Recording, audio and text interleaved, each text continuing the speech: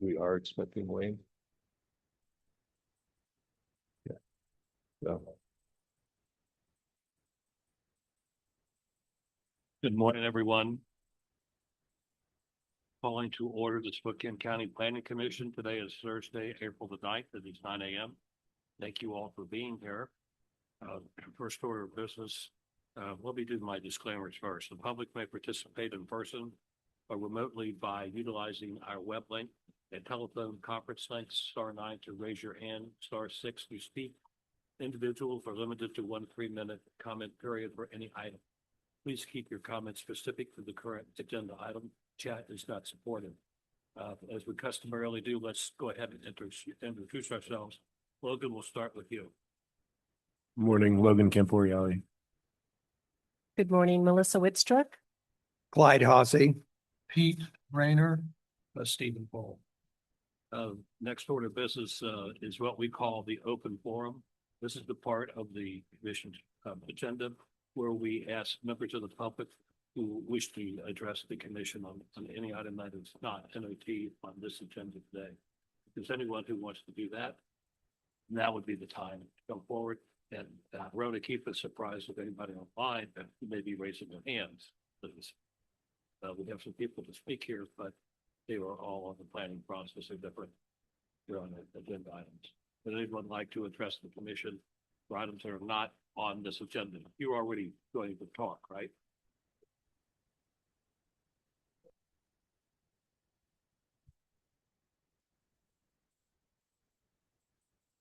Oh, I see. Okay, sure. Come on up.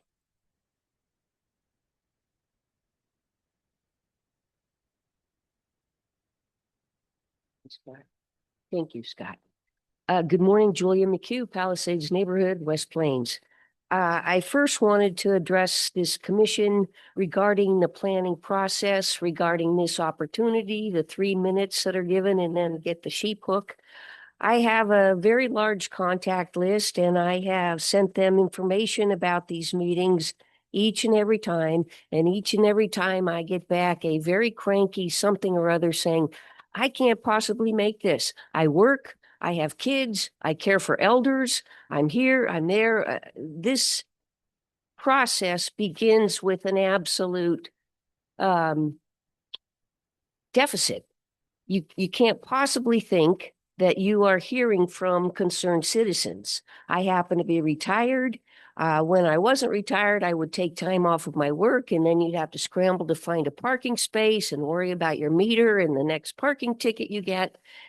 And I just want to basically burst your bubble if you happen to think that you are reaching constituents or hearing from constituents, because you are not.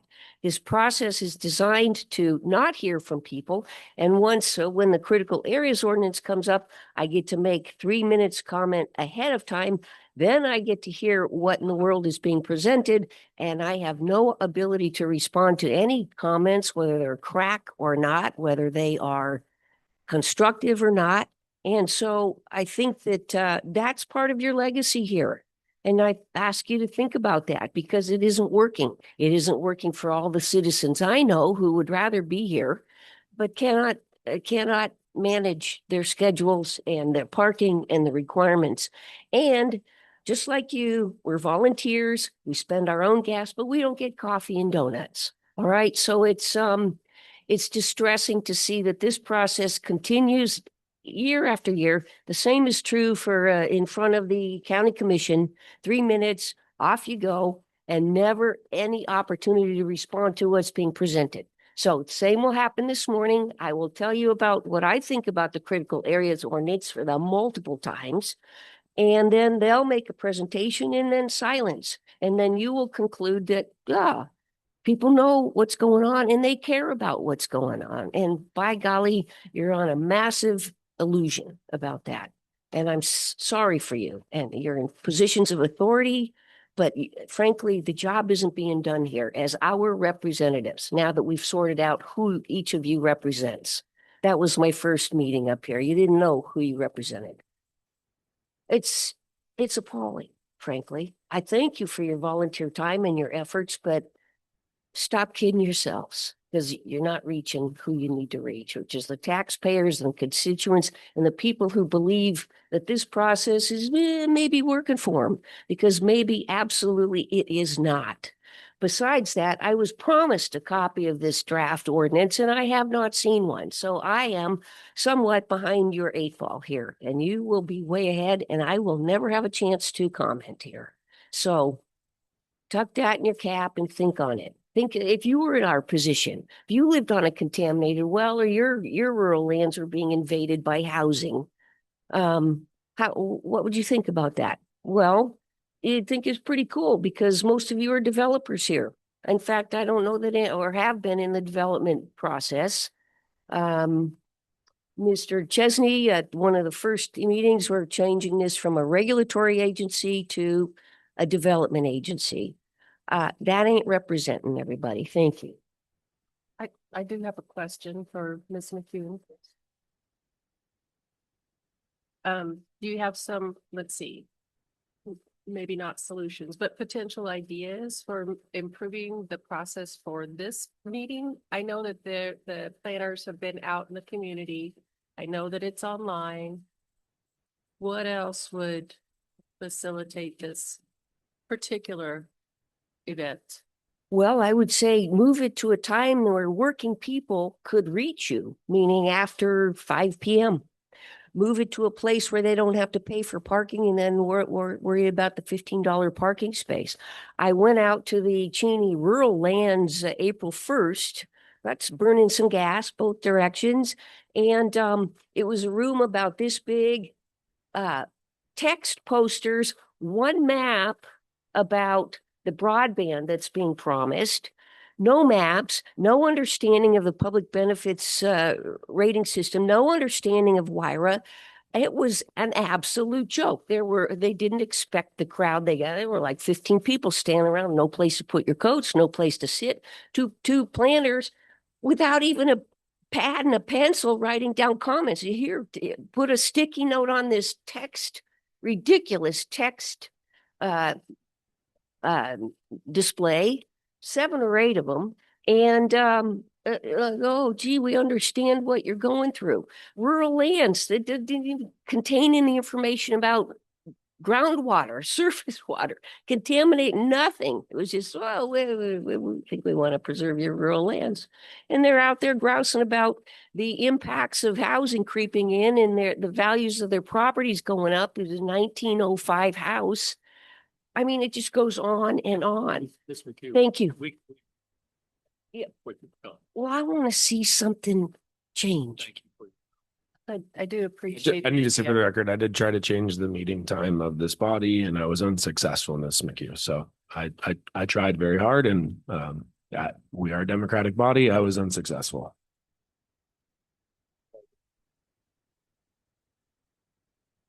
One quick, I guess maybe even an apology. We did indicate that when the CAO and all the information was posted, we would make sure Ms. McHugh got a copy, and apparently we either didn't send that note or we didn't send the document, and that is on me. We should have done that because we specifically, we promised that we would give that to her at the same time we posted it when it was received by us.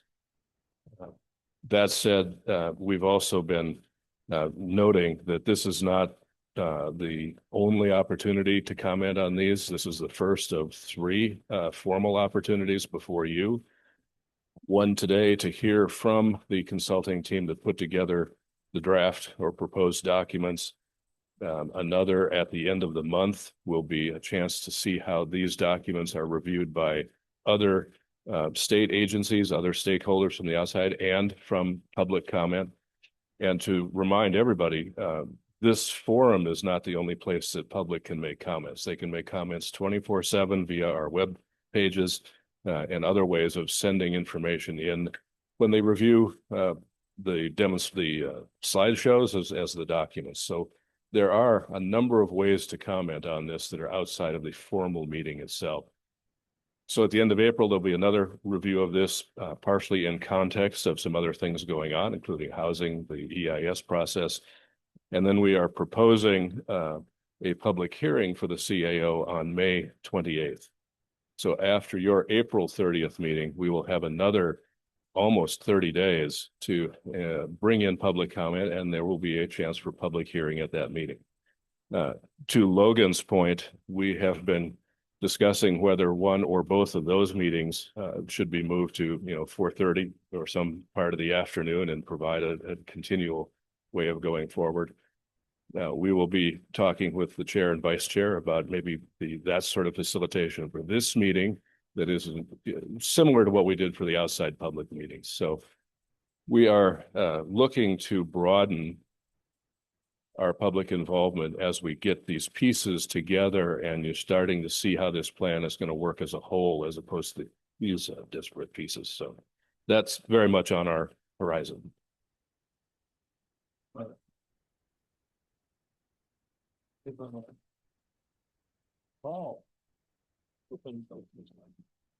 Well, Julia McHugh is far more forthright than I would ever be, but I just want to second her about the venue and the time. Happy to hear that it's being reconsidered for some of these important things.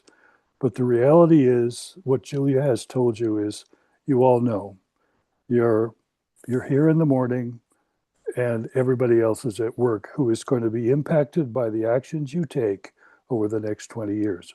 Thank you.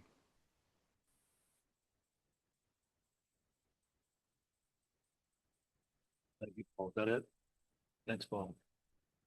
Can I make one comment? I want to compliment the staff who has looked at everything, and I've gone through this not once. This is my second turn around.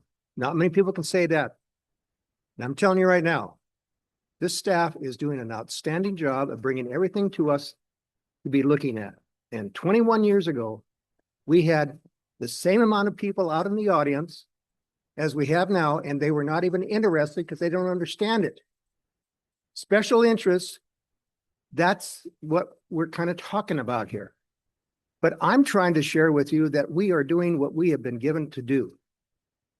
And I found it a little bit hard listening to you because my heart and soul has been in it for 21 years. And I'm not saying, oh, good me. I'm saying we're dedicated, and so is the staff. I apologize if I stepped on a toe.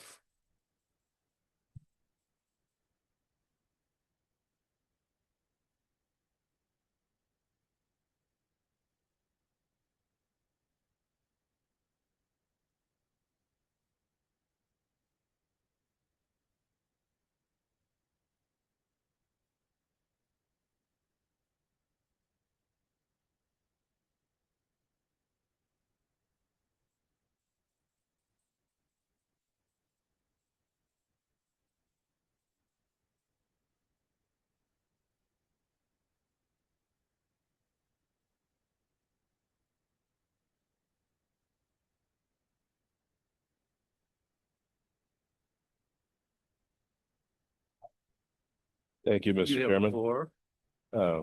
Let me outline a little bit the outline for today, because this could be a fairly extensive meeting. We want to make sure we're all kind of in that same category.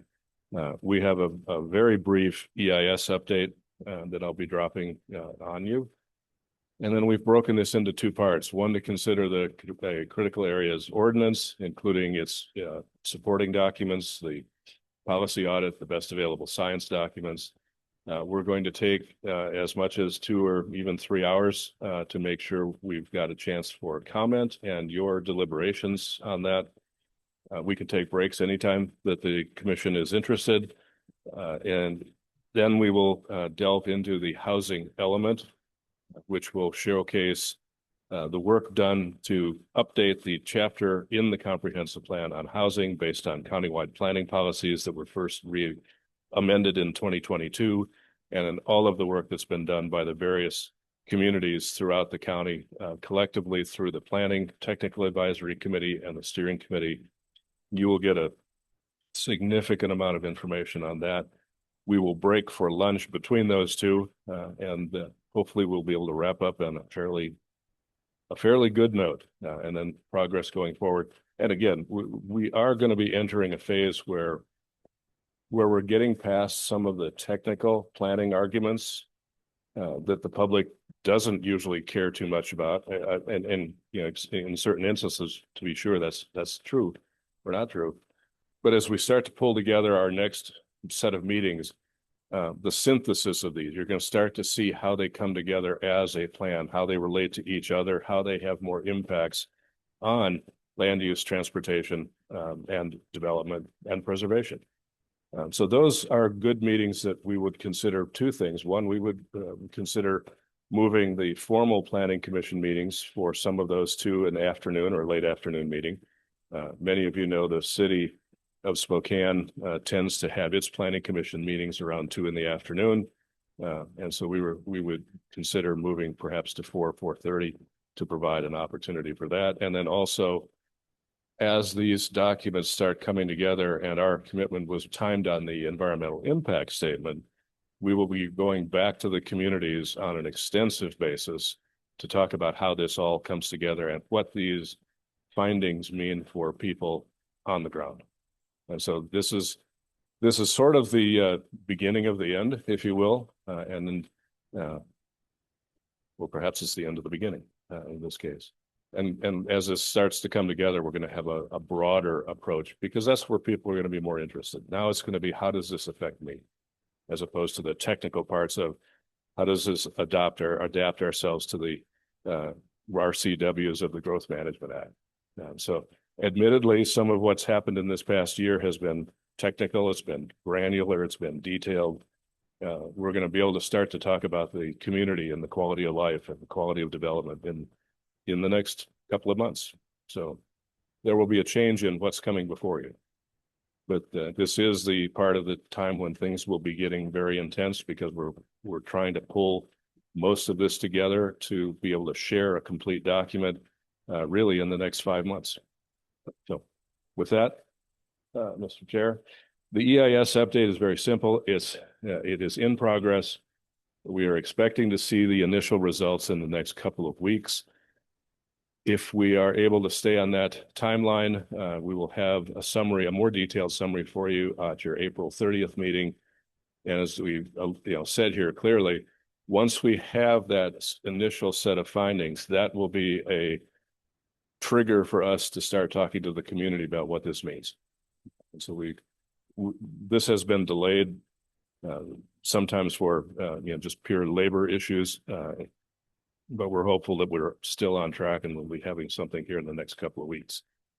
For those here and in the audience that are concerned about that, feel free to send us comments. As soon as we get documents, we will be posting them and we will let everyone know that is an interested party that they have been posted and they're ready for review and we're ready for comments. With that, Mr. Chair, I think we can move on. We're going to start with the CAO. Our consulting team from Facet is here. They will be walking you through their findings at this stage. Doug Yormick will be leading the team. Hillary and Dan are here to support them. Dan is online. And we will let them carry on and wait for your thoughts and responses. So, Doug?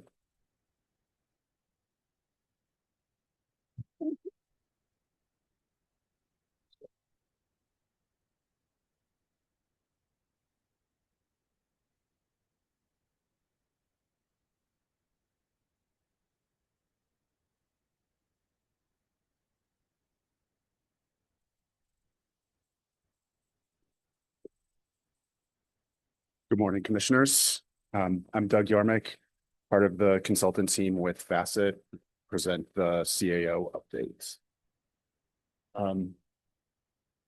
So for the agenda for this presentation, we're going to go through a quick overview of what are critical areas and kind of the process that we've gone through to this point. Then we'll give a best available science summary. So where the science stands on these critical areas, what's been updated since the last update, and then we'll go through a gap analysis summary, which is kind of the policy review. So looking at the best available science with the code and just to see what needs to be updated. And then we'll get into the meat of it, which are the proposed amendments. And lastly, just one slide for the next steps. So an overview of the critical area ordinance. Last update was performed in 2019. The Growth Management Act. The Growth Management Act sets periodic updates for when your CAO needs to be updated. That update needs to be consistent with best available science.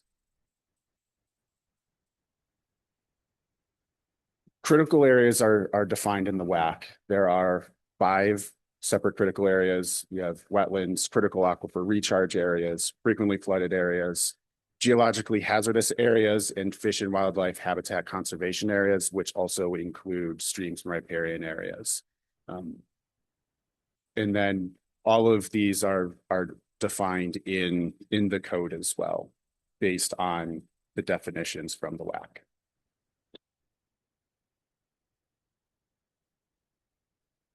No net loss is the standard for counties and cities to apply when regulating critical areas. The review of no net loss happens at kind of the permit level. So you're reviewing each individual action against this no net loss. If there are unavoidable impacts, then those impacts must be mitigated so that over the course of time, there isn't a reduction of ecosystem functions and values. So the process up to this point, there was a technical advisory committee set up, and that's community stakeholders, county staff, and state agency representatives. They meet regularly to discuss the CAO updates and implementation issues, concerns from the community.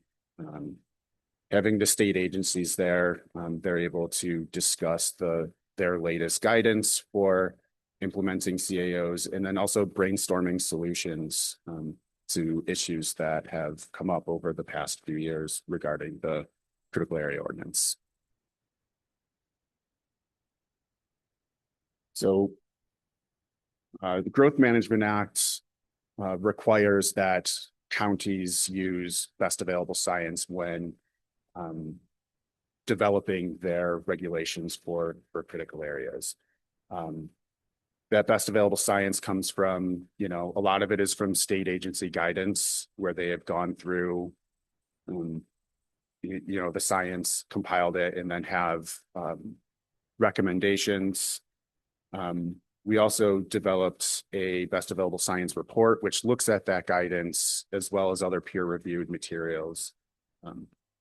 And as part of that best available science, must give special consideration for fish to protect both ground and surface water.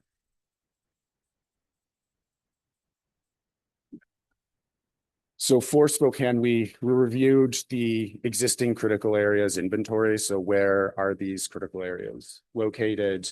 Looked at that peer-reviewed research and publications, including the synthesis of information from state agencies, primarily Department of Ecology and Fish and Wildlife. And then you have the BAS report, and in section 7, there is a complete list of our references for what we reviewed for best available science.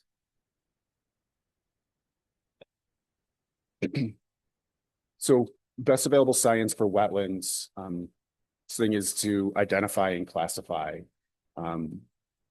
There's a Department of Ecology has come up with a wetland rating system to evaluate wetlands on the ground.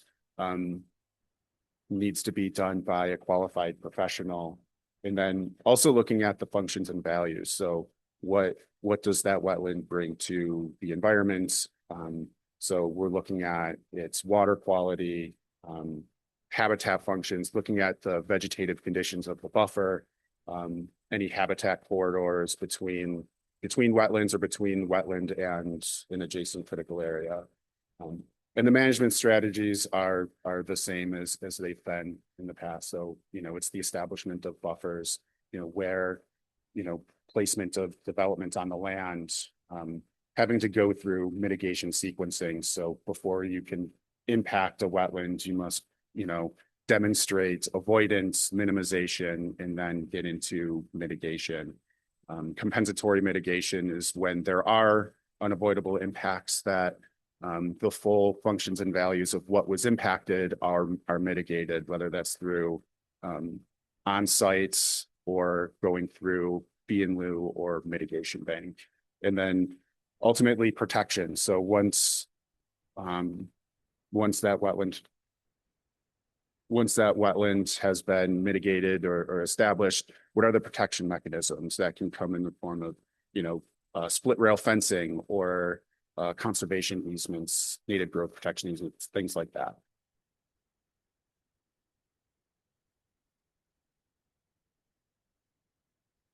Okay.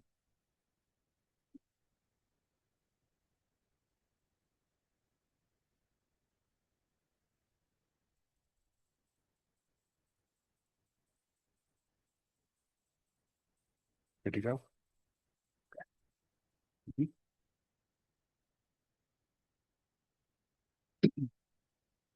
So for fish and wildlife habitat conservation areas, identify and classify consistent with the WAC. So there's a list of what qualifies as a fish and wildlife habitat, and that's, priority habitats and species, riparian areas, threatened or endangered species, things like that. And then also looking at, similar to wetlands, the function and value. So what do these areas bring? Their water quality function, the ability to filter out pollutants before entering riparian areas, the habitats that they provide, also looking at the connections between habitats as well. In the management strategies, similar to wetlands, it's establishing buffers. It's requiring habitat assessments. So when there are endangered or threatened species or a habitat that it has some sort of importance, that those sites are evaluated by a qualified professional. And then also mitigation sequencing, that before you can have an unavoidable impact, you must go through steps to avoid, minimize, and then ultimately mitigate if you can't avoid or minimize those impacts. So for fish and wildlife habitat conservation areas, WDFW has put together their best available science, and that is the Riparian Ecosystems Volume 1. And so that's a synthesis of the science for riparian areas, what those riparian areas provide in terms of habitat, in terms of water quality, large woody debris recruitment into streams, and also for temperature regulation. This is where they also describe their method for riparian area protections, which is site potential tree height. And we'll get into that a little bit more in the next slide. So once they had that synthesis of science, they came out with their management recommendations. And this is where they really introduced the site potential tree height to establish the buffer width for riparian areas. And site potential tree height is a method used that analyzes the underlying soil, climate considerations, and where that stream is located in the ecosystem to come up with a value for the largest dominant tree species that can grow at that particular site based on those parameters. They also recommend that for water quality functions to filter out pollutants, that the minimum width necessary to provide that is 100 feet. And then don't have it on here, but it's in the BAS report that the site potential tree height for Spokane County ranges from, I think roughly 75 feet to about 200 feet. And this is also state that this is different than what is currently in the code, where you have a fixed buffer based on stream type. Site potential tree height does not use that kind of stream typing, and that each individual stream or even reaches of that particular stream could have potentially different buffers. For critical aquifer recharge areas, science that we used came from, a lot of it came from Department of Ecology, some of it from Department of Health. Identify and classify. So evaluate the subsurface conditions, looking at the geology. And then also, how does that geology affect groundwater?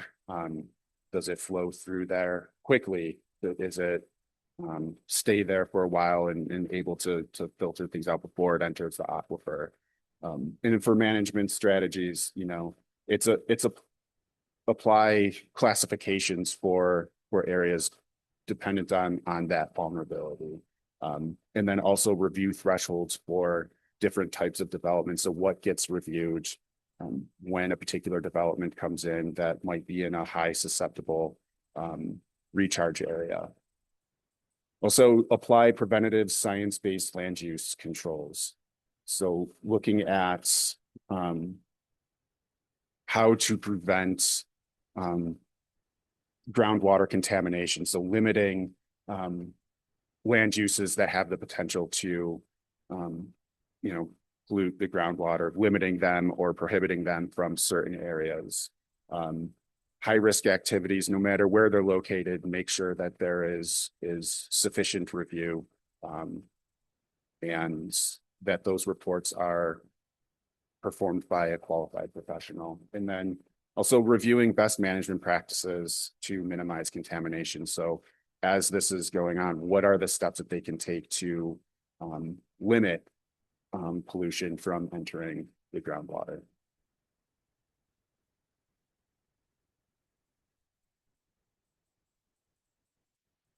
So after doing the best available science report, we reviewed the code with the best available science report to come up with this gap analysis. We looked at the entire CAO in relation to best available science. If you look in your gap analysis, we have a table that kind of lists categories of changes that are being proposed.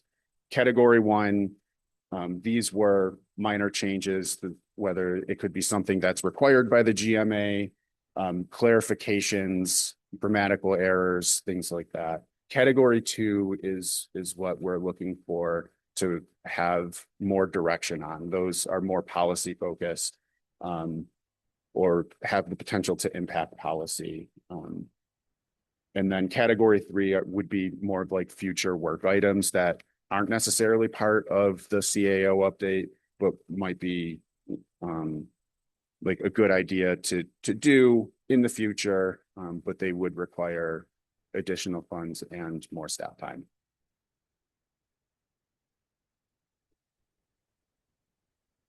So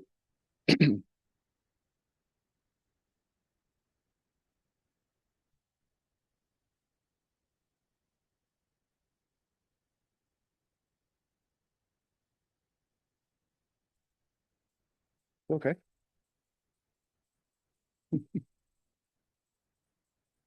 So after reviewing the CAO in relation to the best available science, I've highlighted the areas that or the particular sections of code that do require some additional policy direction. That's where the major changes were made. The rest of the code, they were pretty light touches. Definitions was just a lot of updating, revising, or including new definitions. There was one definition that was removed because that term was not used in the CAO.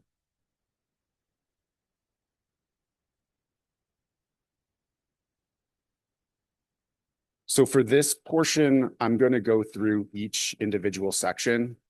If you have any questions about this section, feel free to stop me, ask questions. But I will indicate whether, you know, the changes that were made were minor or if they were more in the category 2. So in the first section, the title, purpose, and intent, all we had were minor updates identified. So there was some reorganization for clarity.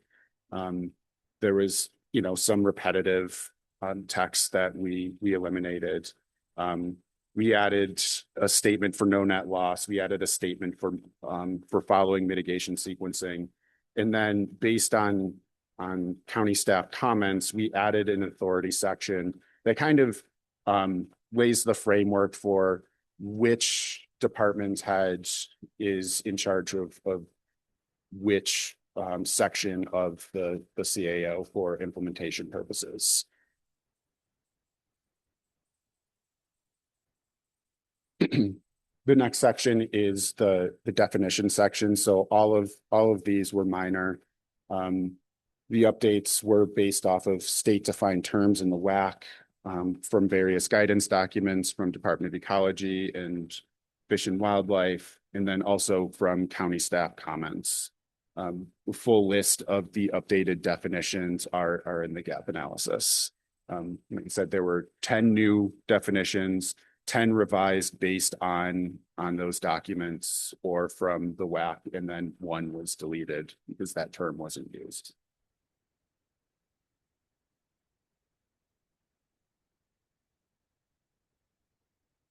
So in the general provisions, we had some minor updates. Again, you'll see this one throughout the no net loss standard. We updated the section name and then just did some revisions for clarity. So reference like proper WAC references or various department that might be like in charge of implementing a portion of the CAO. The category 2 that we included was to add the agricultural exemption. We didn't include it as a separate voluntary stewardship plan section, but what we did was we added that existing ongoing agriculture as part of the VSP would be exempt from the provisions of the CAO. And then we had a future work item, which is to publish the various critical area maps online or in whatever form for residents of the county to see and know where there is a potential to have critical areas on site.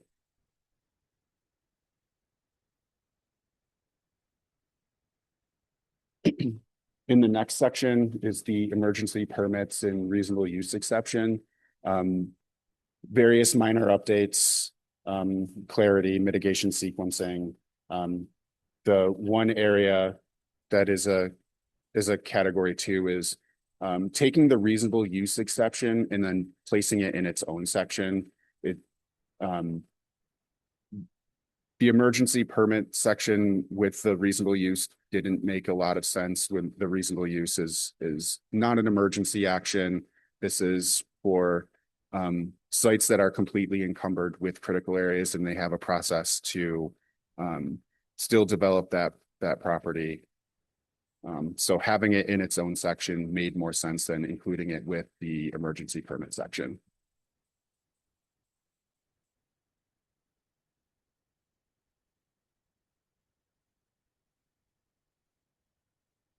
For wetlands, minor updates, the one that you'll see at the very top of the wetland section was to remove the goals. This is more for clarity and have goals already in the comp plan. So this would eliminate, you know, any inconsistencies between the goals that are in the CAO and the goals that are in the comp plan. Updated the report requirements. This was based on ecology's guidance for wetlands, update habitat scores, update the rating system to currents, and then update the mitigation ratio table so it can include preservation as a mitigation option. The areas for consideration. So currently in the code, there are 3 alternatives for buffers. All 3 of those are based on best available science. You can continue to use all 3. For clarity, it may be beneficial to use one. After talking with staff, they seem to like having the various options for people. So that's an area for consideration if you wanted to reduce it for clarity, whatever, that you could just stick with one of the buffer options. Update the minimization measure table. So this goes with one of the alternatives that you have in order to get the reduced buffer size that's in that table. There's minimization measures that should be implemented in order to get that. That was updated to match ecology guidance. There's also a habitat corridor standards for when there are adjacent critical areas and habitat to establish a corridor between those, the wetland or stream, or through if you have 2 wetlands on site. Also added a functionally disconnected buffer standard, and this would allow for development to occur. Essentially, it's a buffer reduction. So if a buffer is bisected by a road or existing developments, then that portion of the buffer on the opposite side of that road or development may be built on. So, you know, the buffer could end at the road edge instead of continuing over. And then another one was to remove just the straight wetland buffer reduction with enhancement, as that's not supported by ecology with best available science, since their buffers with recommendations are based on a already fully vegetated buffer.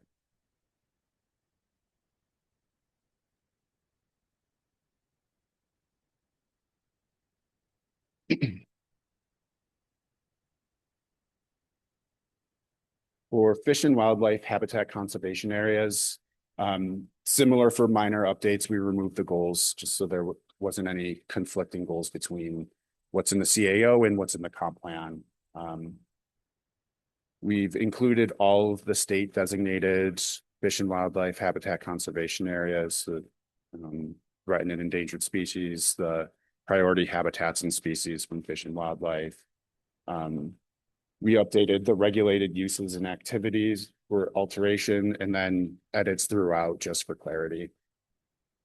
The category 2, the key areas for consideration.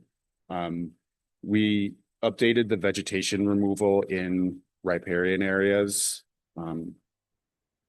So there were standards that allowed for certain vegetation clearing. We've eliminated that, except in the cases of fire, disease, or hazardous trees. We added stream crossing guidance. So there are various publications from agencies on stream crossings. So we've included those.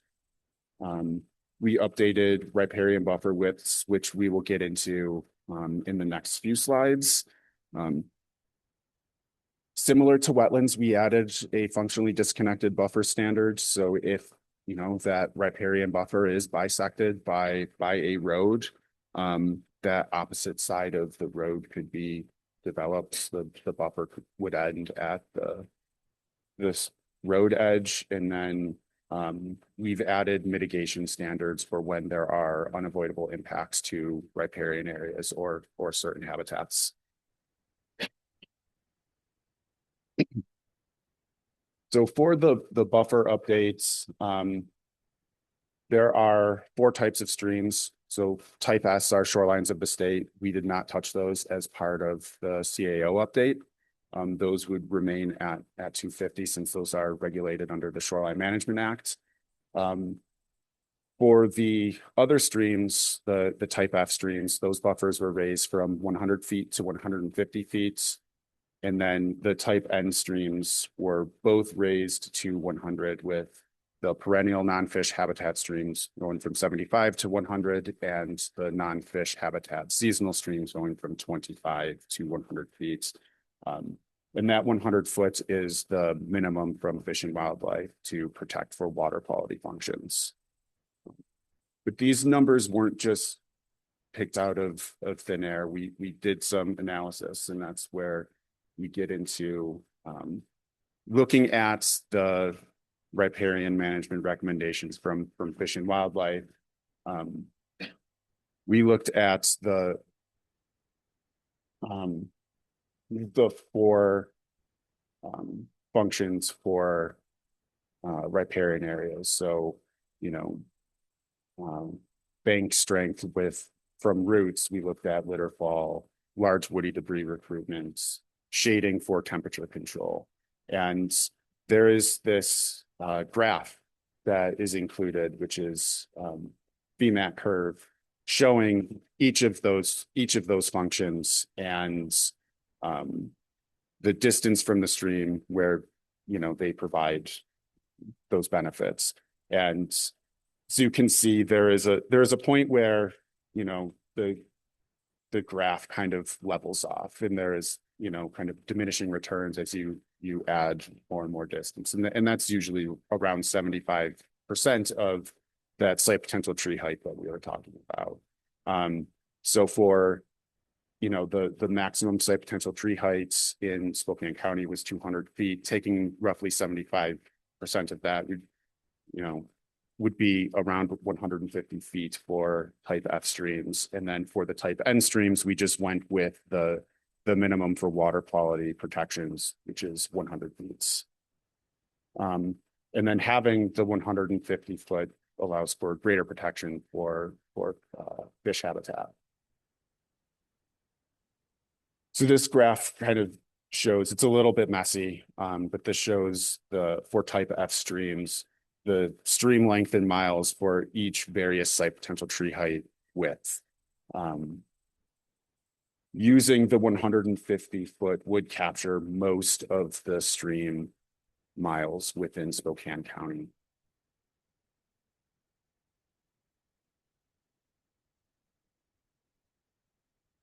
Moving to the geologic hazard areas, we only had minor updates. So removing goals, adding channel migration zones to erosion hazard areas, added other geological events, and then added some state level mapping resources that could be used to review proposals within geologic hazard areas.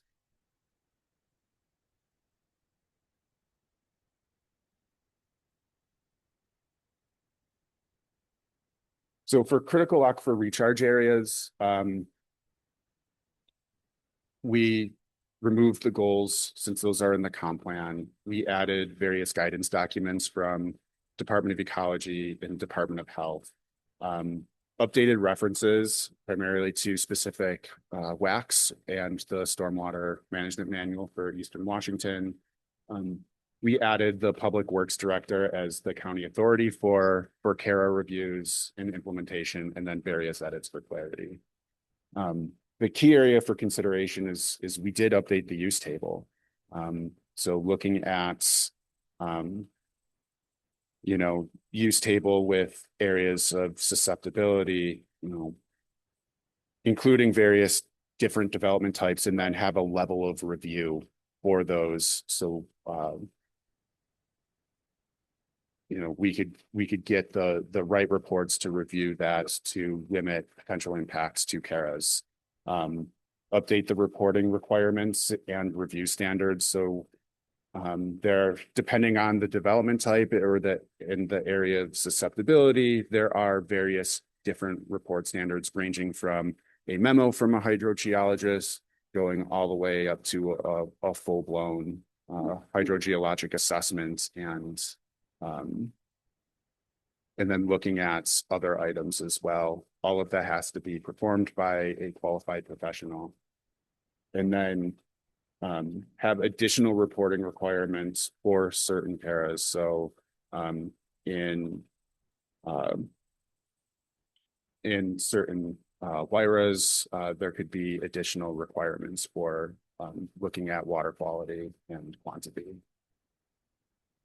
The limitations for the CARA regs, you know, these are development regulations. These are going to apply to future developments. So any existing contamination or issues cannot be fully addressed with the new CARA regulations. That would be separate planning efforts that would be in place, but this would be looking at future developments. And this isn't, you know, not intended to retroactively correct past lawful development activities that may have contributed to groundwater contamination.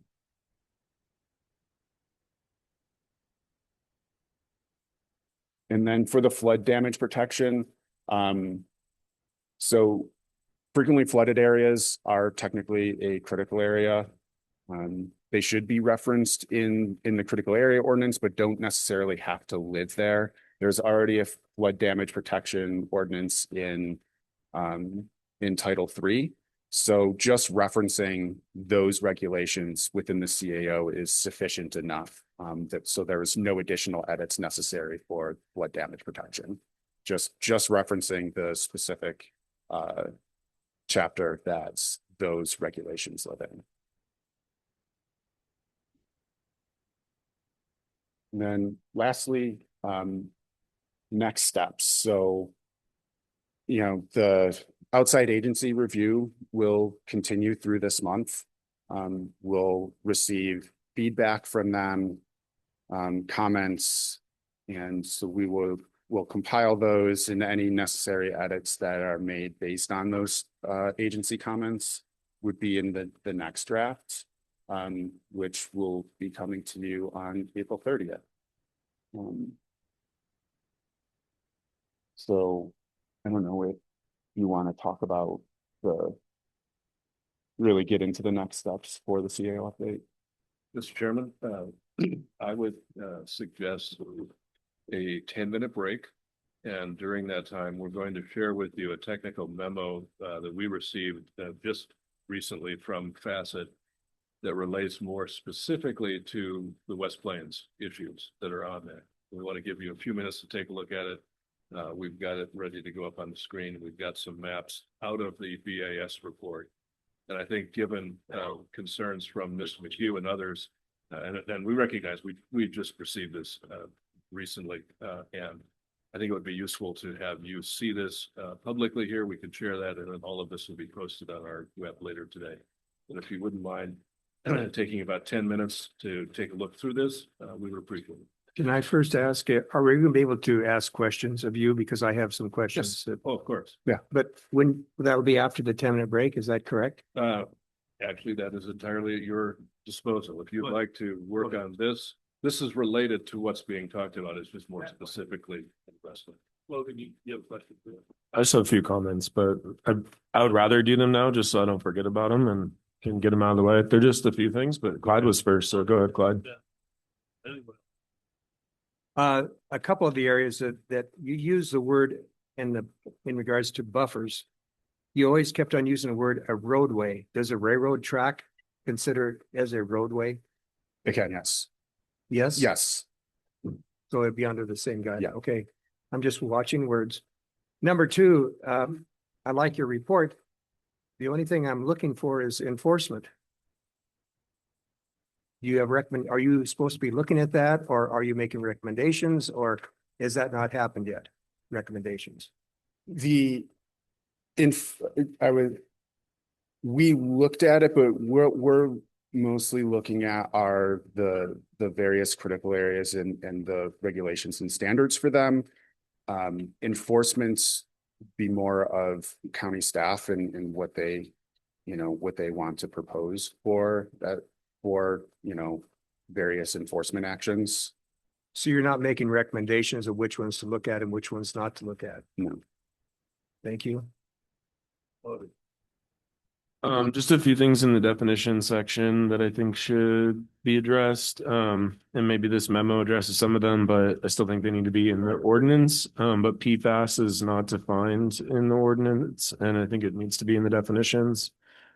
Or at least somehow related in the definitions. The term is used in the document, but is not in the definitions. And then in the definition of pollution, it doesn't like fully address groundwater pollution, at least in my opinion. It's like rather specific to wetlands.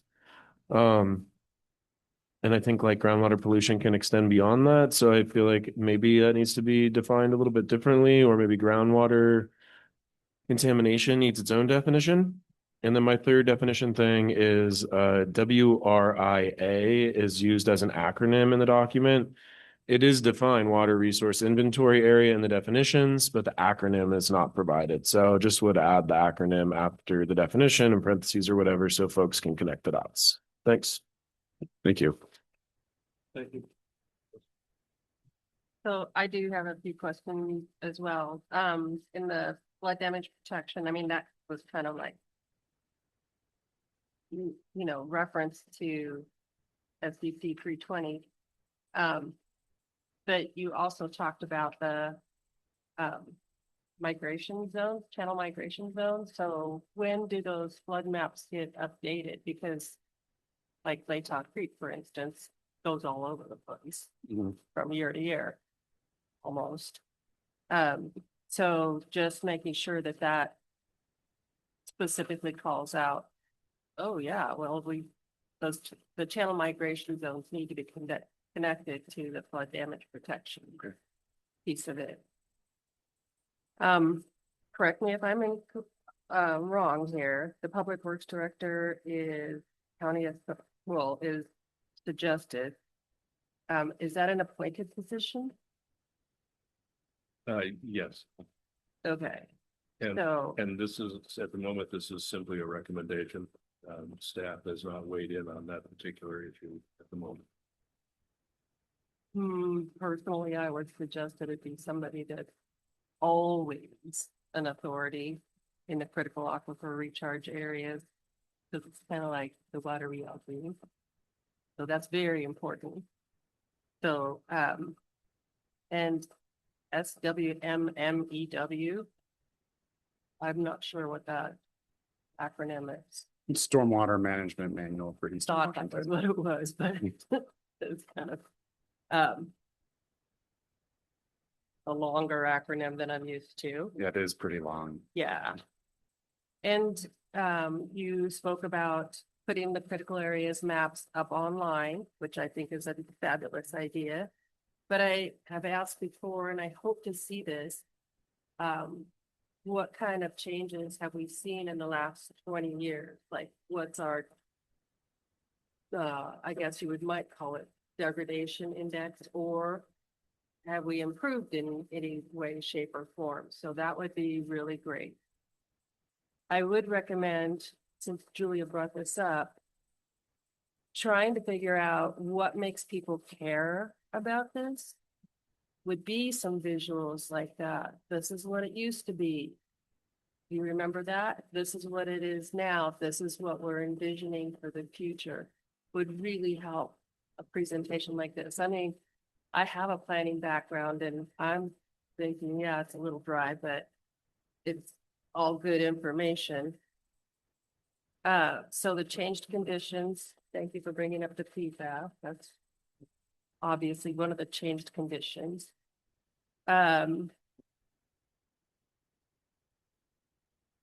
With the comprehensive plan, before it is adopted, we do have to consider not only the difference from each individual development application, but we have to figure out the cumulative impact. So each individual decision obviously has cumulative impacts when you take them all together. And I think that's really important to keep in mind. What are we doing from case to case, and how does that affect the entire picture? So I think that's really important. And I don't know if we've experienced any species loss. Probably. Or at least changed conditions for that. So I would like to see a little bit more of that discussion in here. In the geologically hazardous areas. Kind of got short shrift, I feel. I mean, we do have the floats and out in Liberty Lake for sure. That was Short of earthquakes, they don't change very much over time. Where the next great Missouri flood. they don't unless we develop on them. And more and more often it's getting to be where like, well, we can engineer our way out of that. So I just think that that's really important to consider as well. Thank you.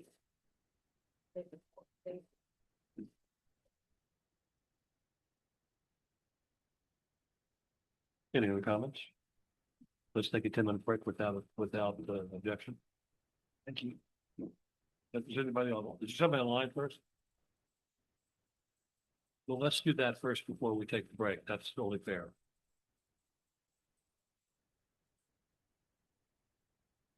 They'll tell us that when they get online.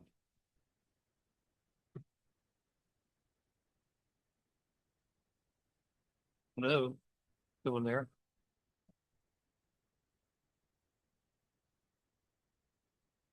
Hand was raised.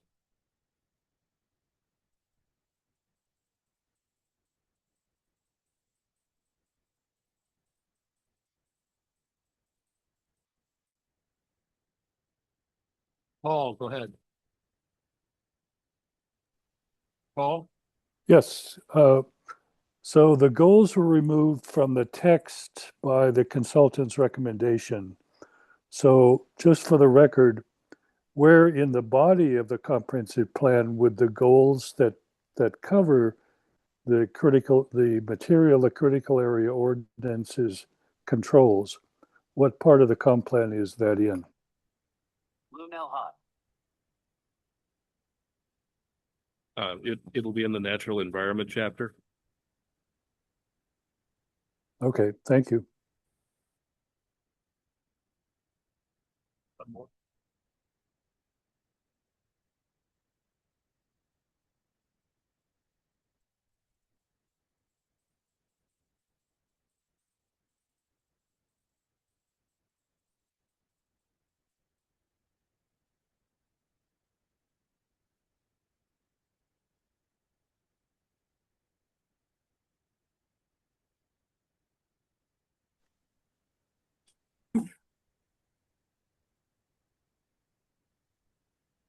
Can you guys hear me?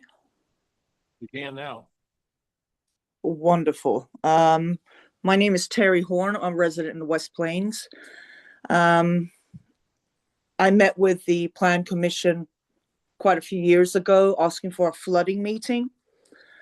One of the concerns I have with the critical area ordinance, this APA, is Spokane County in 2005 had a comprehensive stormwater management plan, and they already set rates for the high-risk drainage areas that the county never placed into their comprehensive plan, which is a violation of RCW 3678070C, which is a mandatory element for a capital facilities plan, which they never actually linked to it.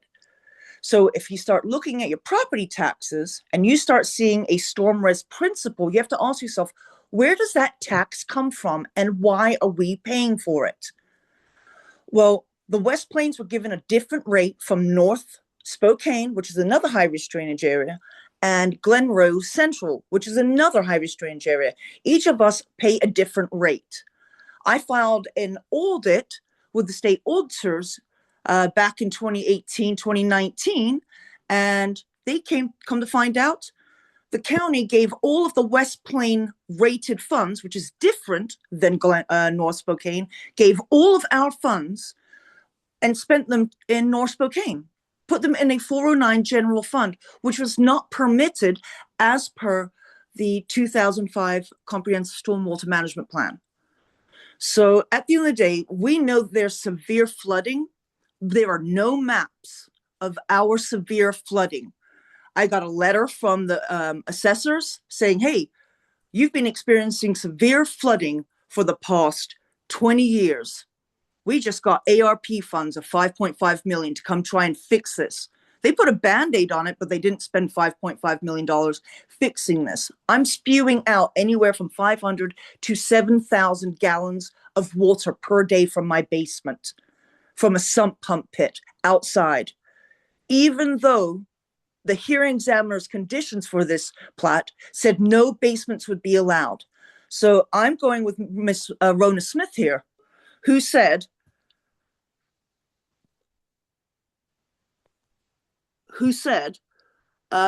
once you start damaging our geological hazardous areas, it starts to collapse the underground streams. So we have some serious issues out here, and we need the titles to reflect severe flooding, high-risk drainage areas, critical areas, critical aquifer recharge areas, fault lines. And that's what I would like to see happen today, is some actual acknowledgement on our title reports so that the sellers aren't responsible for where the county has neglected to perform their duties. So I would like to know where the map is of severe flooding and exactly how many homes are severely flooding in my neighborhood to have received the $5.5 million. Thank you. Thank you. Yes, and Terry, it's been a while since we've spoken. I'd like to follow up with you directly after somewhere after the meeting and make sure we understand your contemporary concerns. They're certainly consistent with what we've talked about in the past. We recognize that the plan is forward looking, not backward looking in one sense.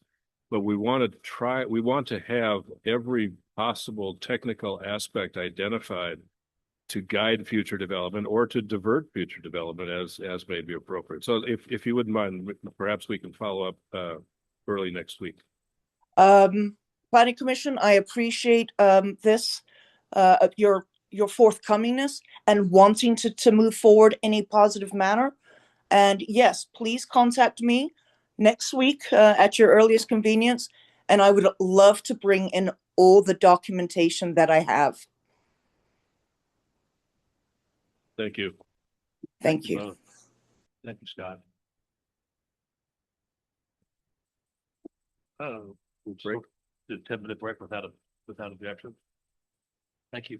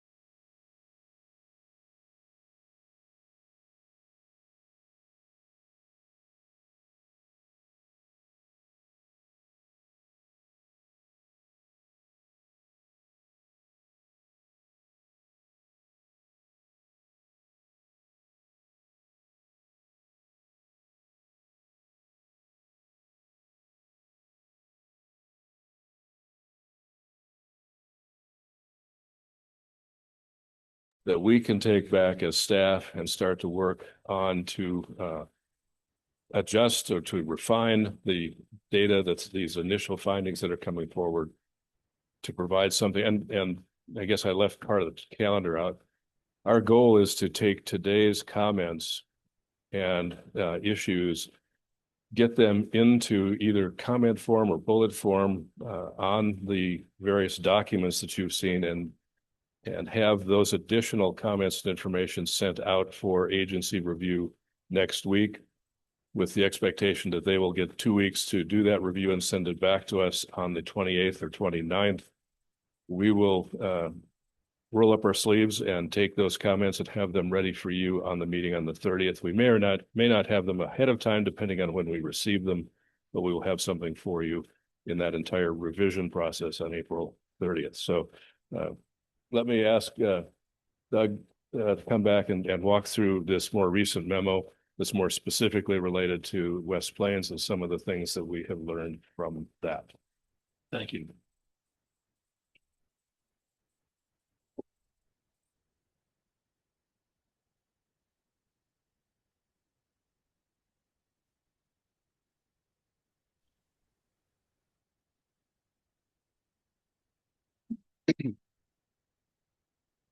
So we wanted to put together this memo to kind of explain kind of the science behind the West Plains issues, the limitations of the CAO, but what we have done with the HERA regulations to address, concerns looking at future developments. And so the conditions of the West Plain Aquifer, so this area is strongly influenced by subsurface geology. There's paleo channels that have coarse sediment that, create a situation where groundwater can infiltrate quickly and move into the aquifer without that ability to, remove contaminants before it reaches the aquifer, since it can reach there relatively quickly. So the purpose and intent of the CARA regulations is to apply development standards for developments within those areas. So looking at the subsurface geology, infiltration rates, and kind of producing those kinds of standards that would limit groundwater contamination and groundwater quantity. So these standards would apply to future development activities. This isn't going to look back and retroactively implement, regulations on past lawful developments. So, since this is forward-looking, we're trying to develop these regulations so that we can minimize those impacts going forward. There's a relationship between CARA regulations and stormwater regulations. They're distinct, but they are complementary. Stormwater is going to be looking at, the flow rates and discharge of surface water, which would eventually, which can eventually infiltrate into the aquifer, whereas the CARA regulations are really focused on that infiltration piece and looking at various land uses and their potential to contaminate groundwater. So in the CAO, the amendments, we looked at refining the designations, the review levels. We looked at various performance standards and reporting requirements. We also looked at specifically to the West Plains because it has kind of a unique geology compared to other parts of the county. that these areas are hydrologically connected, warrant higher levels of scrutiny. We even included areas that have low susceptibility areas, but are still connected to these paleo channels, treat them with a higher review level. So our hope is that we respond to like these high risk drainage areas in the West Plains by having these additional requirements, this additional review that would go into effect with the CAO amendments. And these would be clearer standards, improved review thresholds, and then also, based on science to evaluate future land developments.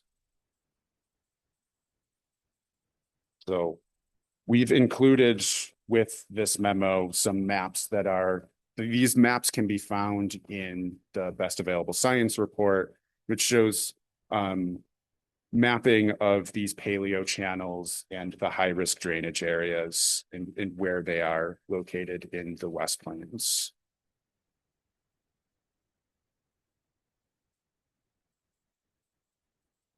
And then here to answer any questions regarding this memo, or if you have more questions related to the CARA regulations themselves. If I could, please. Yes. Mr. Chairman.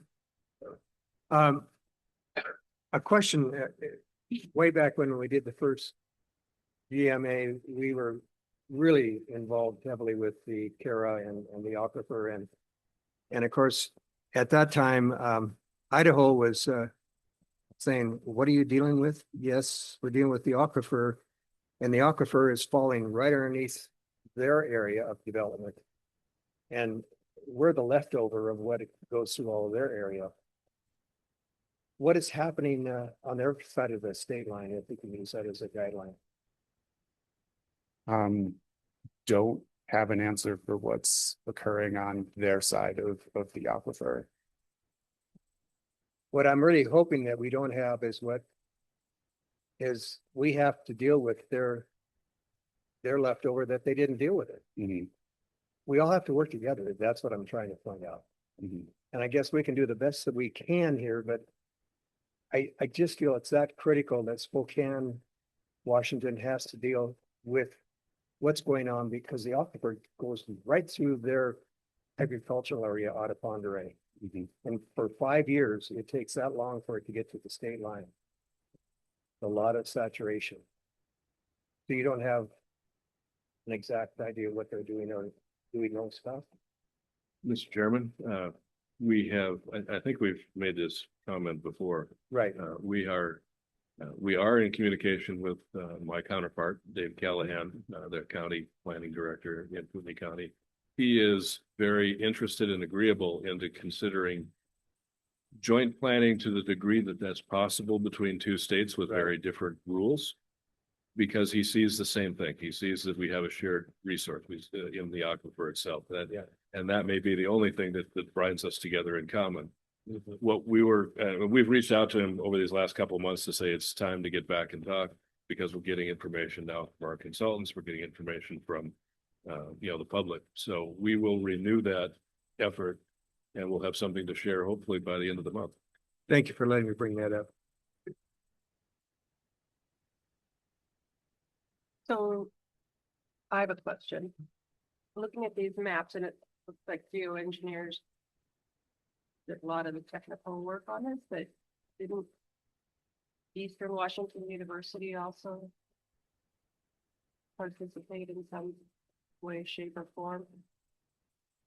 There are some places in the Spokane River where the river and the aquifer exchange. Is there any connection between this paleo channel and the groundwater contamination in West Plains? Contamination is contamination wherever it is going on, but was trying to figure out what's the exposure, as he was pointing out, from our neighbors to the east.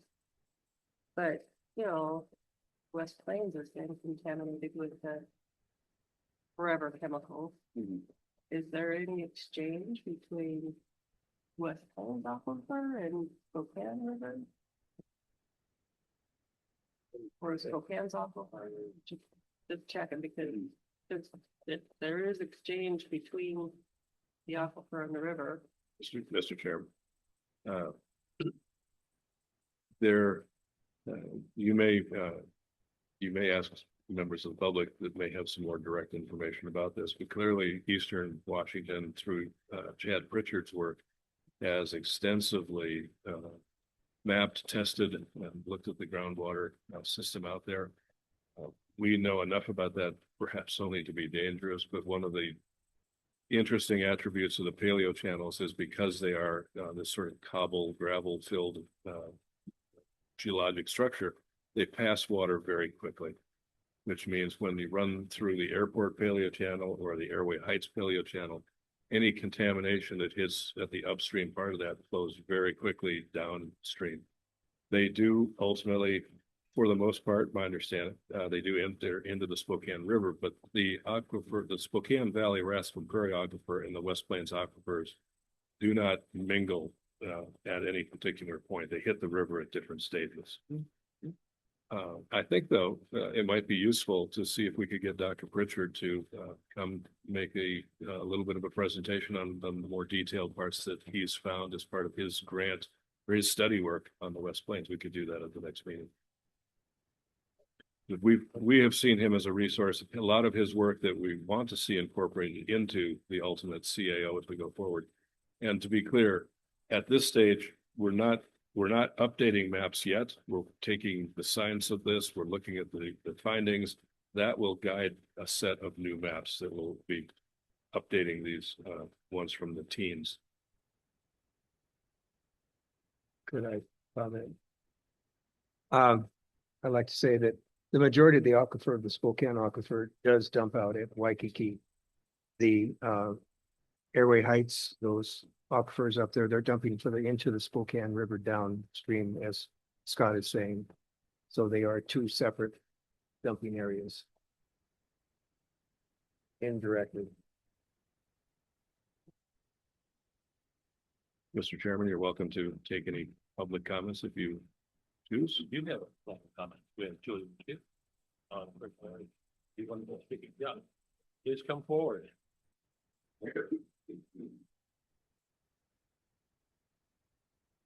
Julia, we're going to double your time today. Come on, listen. Whoa, you're reading my mind, Come on. Mr. Chairman. Got something on your mind and we want to listen. Yeah, just a little bit. Again, Julia McHugh, Palisades Neighborhood, West Plains, east edge of the West Plains. So I'm going to save the facet, recently released facet memo for the last. But my notes in preparation for this morning have to do with previous presentations and memos and communications with the planning department, having to do going way back February 2025 for well over a year. Memo regarding the critical areas ordinance update, the critical area recharge area, and the aquifer susceptibility map. So the map that we've just been given is pretty similar to the existing aquifer susceptibility map. So I'm going to say some things that you really don't want to hear, but I'm asking you all to keep your ears open because these are the facts as I know them. This map is extremely out of date. This is fished from the aquifer susceptibility map, which was generated somewhere back in at least 1996. It was brought forward with this critical areas ordinance in 2013. And then if you do your research, you will find out from people who are still around that know these things that 2013 critical areas ordinance was pretty much a cut and paste and dumped into what is now the 2018, not the 2019 critical areas ordinance. So this documentation really is at least 13 years old, if not 20 years old. So that starts back then in April of 25, a year ago. We started out with these comp plan updates with placemaking, which also purported to be environmental addressing, but it was housing. I have attended, I think, a dozen of these meetings and in the public, out in the community and here in this, at this body, not just here, but with the county commission. Each and every time I have said, we've got some problems on the West Plains, but critical areas exist throughout the county. We know that Cheney has shut down a municipal well due to contamination. Deer Park has shut down a municipal well. These are very costly shutdowns. These are very costly fixes. The more you ignore this, the more expensive it's going to get. In September 25, I asked in a memo, how does this critical areas ordinance, which again, continually and consistently has been the cart before the horse. You've heard me say that, I don't know how many times, but the critical areas, identifying critical areas before you identify where you're going to send transit and where you're going to spread housing, et cetera, you need to know where you can and cannot or should not build. Wetlands.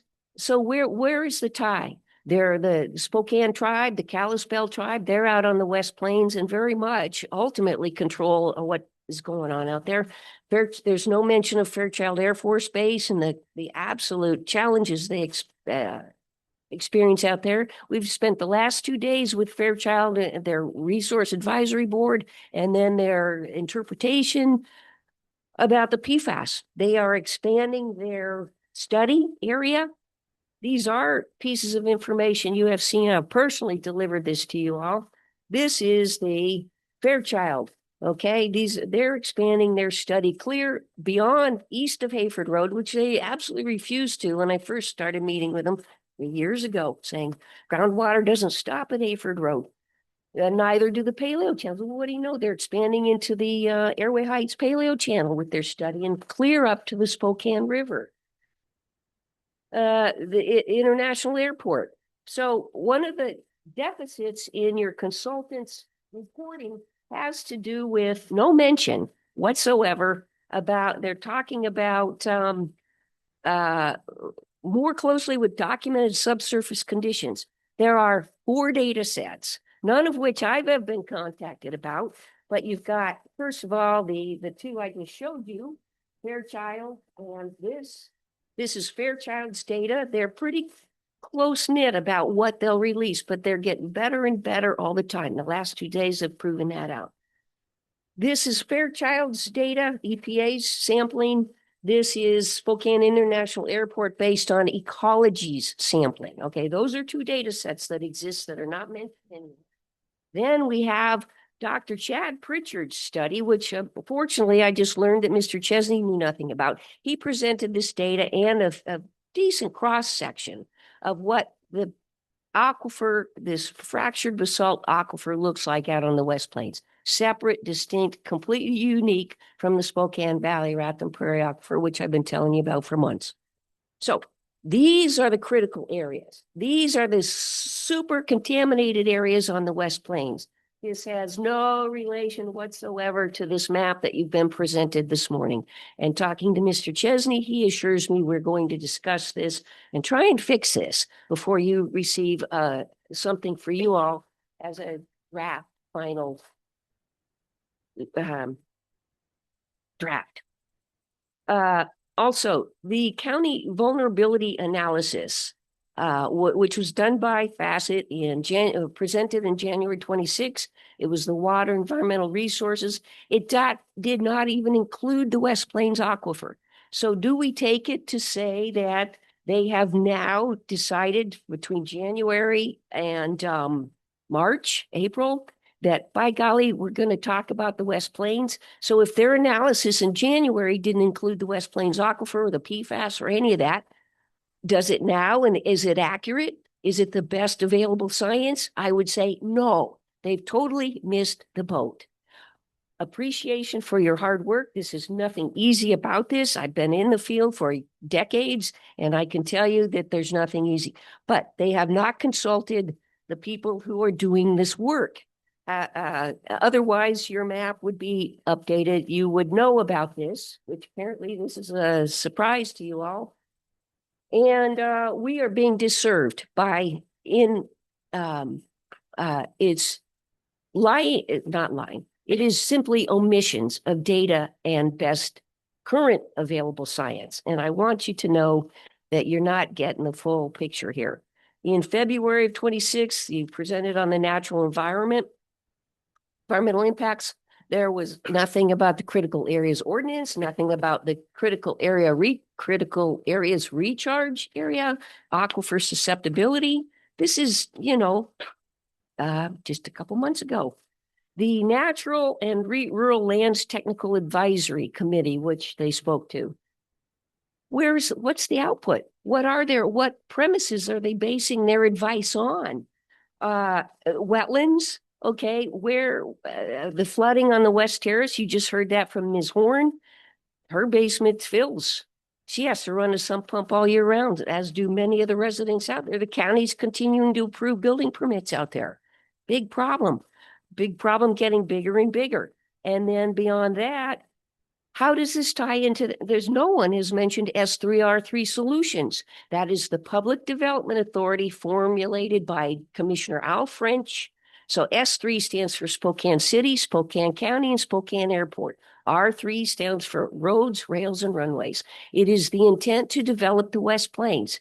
Great, develop it. It's looking good now. We've got an Amazon warehouse ghetto going on out there. But the critical thing is that's 9,000 acres of land they want to develop. Okay, let's be smart about it. There are successful stormwater and wetlands management design and construction that has happened elsewhere. But right now,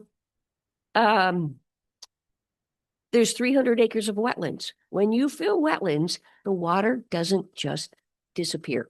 It squishes out, it concentrates contaminants, and it becomes the stuff that we drink every day, we shower in, we feed our livestock. We are all down gradient from the airport and Fairchild, many of us.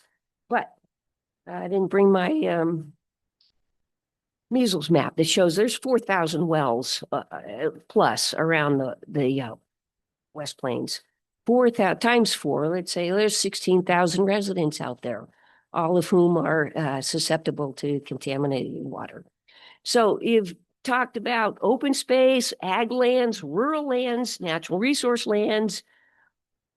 How is that the term that keeps getting used, integration and synthesis? Where is it integrated into this plan? Where is it synthesized? The rural lands people knew nothing about the watershed resource inventory. They knew nothing about the public benefits rating system that could conceivably conserve public lands and give the landowners who are suffering under the load of taxation, they're being taxed at their neighbors' brand new homes rates. They can't get a change. There is folly after folly in this process, and not the least of which is leaving this to the very last. And showcase housing is absolutely a problem. We've talked about it. You've heard about it. Mr. Rayner even said on the way in this morning that he'd heard that the legislature was actually addressing the repurposing of commercial properties. I didn't catch the news, but I'm glad it's getting out there. But you've heard that from me time and time and time again, and I've heard lots of words that we'll consider it. I've seen nothing. That's what I want to see. I want to see that you're synthesizing and integrating this information that you apparently are not otherwise getting, not from your consultants, not from the planning staff. And I'm sorry to say you're not even getting these premier studies. This is cutting edge research that's being done just down the road at Cheney, including his graduate students. So we have a long ways to go in a very short period of time in which to do it. And I'm wondering if there's a willingness on the part of this body to take a pause and say, all right, let's have a little come to Jesus fact-finding mission and put these facts together and see how we can incorporate them. Because what's being promoted here in this morning's memo is more hooey, all right? It is standards treating wellhead protection areas and hydrologically connected low susceptibility areas as higher susceptibility areas, ensure that subsurface connectivity documented in the best available science is reflected in the regulatory decision-making. Well, that ain't going to happen until you know about the science. and they clearly do not yet know about the science. We are here, I have said this numerous times, we are here to answer questions. We are here to be called upon. Ask Mr. Chesney how many times I've offered that. Ask the planning staff, ask or the Board of County Commissioners. I've lost count of how many times I've been in front of them, just about this. And what do you know? Instead of including us in the last August Aquifer Protection Area ballot issue, where it passed 72%, now we're formulating a ballot issue for the West Plains. The West Plains is, sad to say, a pretty poverty-stricken area. There are 2 federal census tracts showing poverty out there. Do you think even people are grumbling? The last 2 days at the Fairchild meetings, they're grumbling about $30 a year to start to protect the West Plains aquifer. That's $15 if you have a private well, $15 if you have a septic, $30 a year. I bet you can go out at lunch today and spend close to that for one lunch. But these people are growling and grumbling and going, no more taxes. Well, we missed the boat on that. They could have included the West Plains. In fact, they did include the airport part of the West Plains because it's a city county owned property. They're liable, and they are trying to figure out where they're going to come up with money to filtrate those of us with impacted wells, including my own. And that contamination level fluctuates. It's high, it's low, it's 6 times high, it's lower. These are big problems that should be fixed before you figure out where to plunk more multifamily housing. We need multifamily housing. I'm not anti-development in any way, shape, or form, but I'm saying let's be smart about it and let's be informed about it, because currently you are not. And therefore we are not. And we get to live with it for 20 years, and some of us will not be around in 20 years, but these documents, they're extremely flawed. Do you have any questions, or I'll just stop here? You mentioned a 4,000 acre map. I said that the airport and the S3R3 Solutions Public Development Authority has 9,000 acres identified, and I have every parcel listed. Plus, How much of that's inside the EJ and how much of that's outside? I cannot answer that, but my purpose in bringing that up is within that 9,000 acres surrounding the airport, there are 300 acres of wetlands, which S3R3 is busy trying to establish a wetland mitigation bank 2 watersheds to the south of here. So they can build the warehouse, and that will decimate the wetlands and squish the water to us, but they'll replace it down here. But because they buy shares in this wetland mitigation bank. It's not an approved thing, but I mention it because there's 9,000 acres of the wetland or the West Plains that is going to be sorely and desperately impacted by their intentions. The reason I'm asking is that I'm aware of the fact that those census tract income areas that you're talking about are high on the priority list of opportunity zone and also new market tax credits. So there's money available to develop some of these things. That are we lined up? I mean, are those Integration, synthesis. I am not a former planner of many different stripes, but I am not the planner on this. That's what I'm asking. Where is the synthesis? Where is the integration? There are opportunity zones, but really what's occurring, if you've driven out on the West Plains, there's a whole bunch of mobile home parks and there's a whole bunch of big warehouses going up. And the poor people coming out of those mobile home parks are going to be working in the warehouses, maybe operating robots, who knows? But that's the workforce that they're banking on. All right. Small commute distance. Great ideas, but the synthesis, the integration.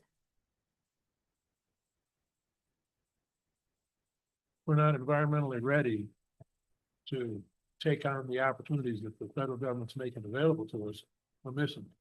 And what really concerns me is I look at the maps of the West Plains and I can't find a parcel if they're hardly bigger than 10 acres, smaller than 10 acres.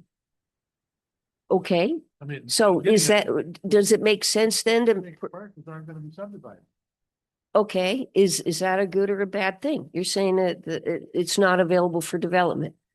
I'm saying that we're not ready for that.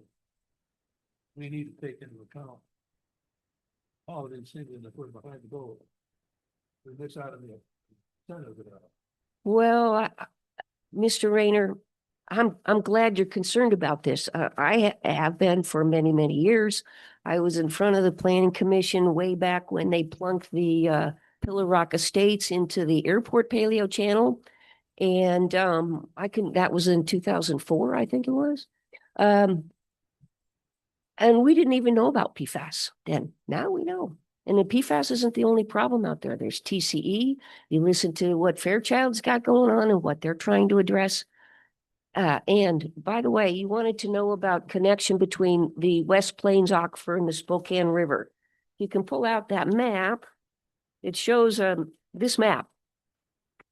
Here's some good news. Dr. Chad Pritchard is, I believe, is about to receive another ecology grant to study the West Plains Aquifer interaction with the Spokane River. So one of the things I know he's going to do is we're going to sample at the top of the gradient of the paleo channels and sample at the toe of the gradient where it comes into contact with the Spokane River. If you happen to know anything about Deep Creek, it never reaches the river. Why? Because it soaks into the paleo channel cobbles and gravels and sands. And so underground, it reaches the Spokane River. And they have found PFAS in the fish in the Spokane River. Who knows where they've been swimming, but let's face it, the Spokane River, though we've spent millions of dollars and decades trying to clean up just the PCBs in the river, now we've got the PFAS to contend with. And the longer we ignore this or accept something like this as fact, you just, it's like a prison sentence or something. And I have a property to sell you. And just by way of mentioning, there are a number of people who can't sell their properties where I live because of this PFAS. So if you want rooftops and revenues, which has been the moniker of the county commission and others, you have to have residents. So you have rooftops, revenue. But if you don't have residents or residents who are dying, like I have had 2 people at this address and 2 people at this address all die of pancreatic cancer within the last 2 years. So there are massive implications here. And I do sincerely appreciate the work that you're doing, the time that you're taking. Time is precious to everybody. But I have to say, maybe the road is kinked and you need to straighten it out before you can assure yourselves that you're making the right decisions and the right moves on this. Thank you for putting up with me. Thank you, Ms. McHugh. Scott? Mr. Chairman, you're welcome to ask any other questions you may have of us or the Facet staff related to any part of this morning's CAO presentation. If you wish, I'm asking or checking on our status for lunch. We'll probably break for lunch in a few minutes, or if you'd like to take maybe a half-hour break somewhere in there, that's fine. The floor is open. Anyone online, please? Members of the audience? We've heard from Ms. McKee. Members of the commission? I just want to double check with the Facet staff. You did not have this study information that Ms. McEwen was referencing? I mean, it is fairly recent, but.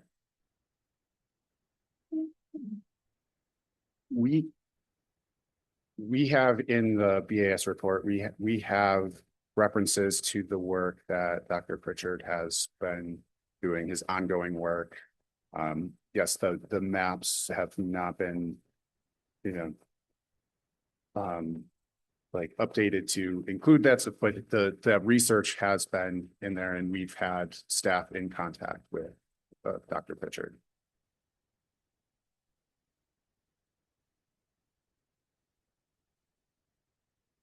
Anyone else? I would make a recommendation. We can have lunch and work through the lunch because I know we've got a big subject, which is the housing element. We're not going to get it done in time. We are, if you're if you are so predisposed, we can start on the housing element now and have lunch delivered as soon as we can. What's the will of the commission? Logan? What do you want to do? It's fine with me. Yeah. I don't have anything else on this. I think that frankly, Moving? what was that? Keep moving. Yeah, I'm fine to keep moving. Yeah. I don't have anything else on the critical areas ordinance. Pete? What I'm fine to keep moving as well. do we move to the next subject area? When is the lunch? Going to be delivered here, well, when it gets here, we'll get with it, I think. Thank you, Mr. Chair. Our second major element of the day is to go over the housing element itself and the progress to putting that together. Tad Andre is going to be leading you through this effort, and we welcome your thoughts and comments as we go.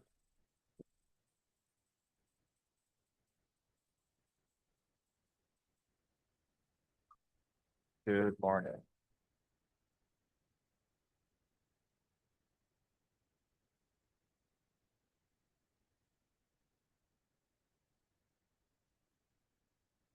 Logan Planning Commission.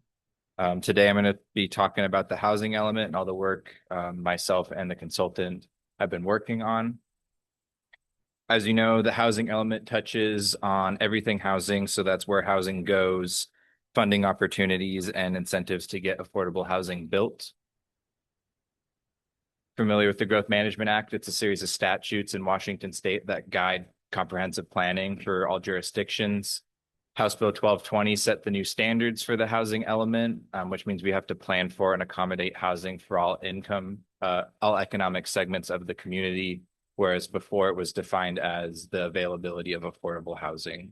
And I'll get more into what that means throughout the presentation. House Bill 1220 set a lot of new standards. We have to do a land capacity analysis, taking what Graham Zickafoos has done and converting that to how much housing capacity do we have, inventorying and analyzing our existing projected housing needs. And we also need to identify any discriminatory or inequitable policies that currently exist within the plan, as well as identify areas of higher risk for displacement. These are the housing growth targets for the county, and this is based on a few steps. We have the Office of Financial Management Population Allocation, which was adopted in March of 2024 by the board. This is based on the median population projection. From there is a population allocation to each jurisdiction based on historical growth patterns.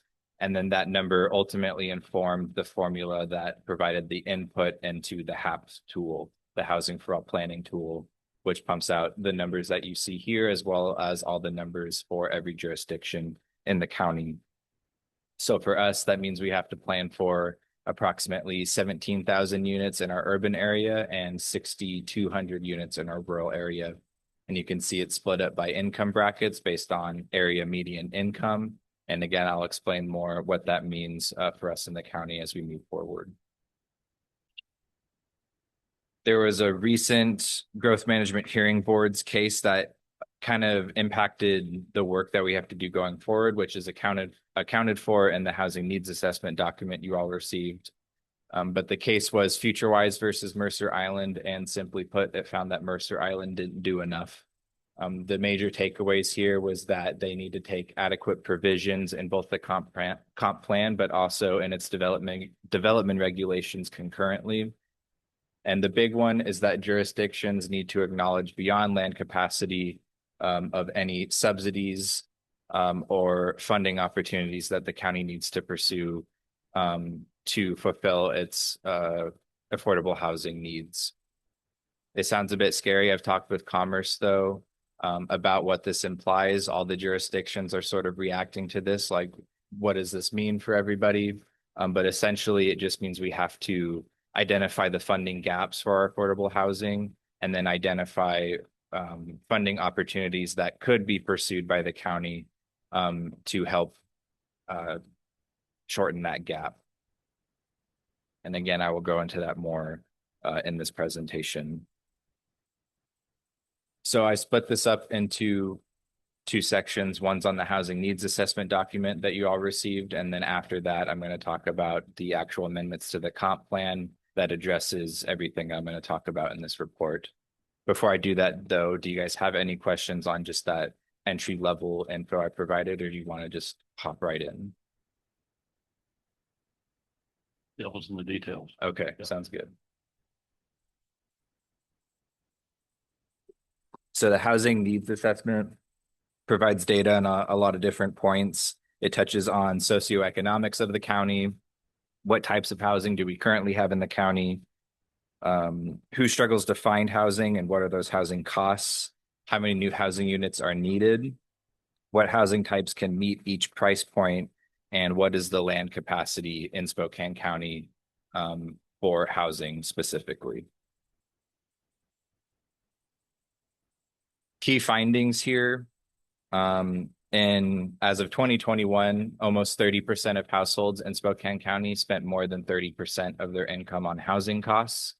That means they are what HUD defines as cost burdened, and a amount of that population, basing on the number right now, but I have it later in the slides, is actually severely cost burdened, meaning they actually spend more than 50% of their income on housing. In 2024, over 19,000 individuals experienced homelessness or unstable housing in the county. When I reference unstable, that means they received housing services that indicate instability. They are in transitional housing or couch surfing, is how the state defined it. Median incomes increased by 65% in Spokane County, whereas rents increased by 106% and home prices increased by 160%. And that has a lot of implications that I'll show in the data. There were racial disparities in housing that affected many non-white households. You see lower home ownership rates between races, and non-white households are also more likely to be cost burdened than their white counterparts. Lastly, meeting the housing needs in the county is going to be a significant challenge, especially for those extremely low and very low income households, specifically because those households need the most financial support to get the housing that they need. And so with that, regulatory changes, incentives, and subsidies will need to be considered or pursued as we move forward with the comp plan. Going to go into some data points. This isn't comprehensive of everything that's in that H&A. The housing needs assessment is 90 pages, but I did try to consolidate and grab some key points to help kind of frame where we're at in the county. This is the medium OFM population projection that was adopted. As you can see, we are expected to grow by about 100,000 people in the next 20 years.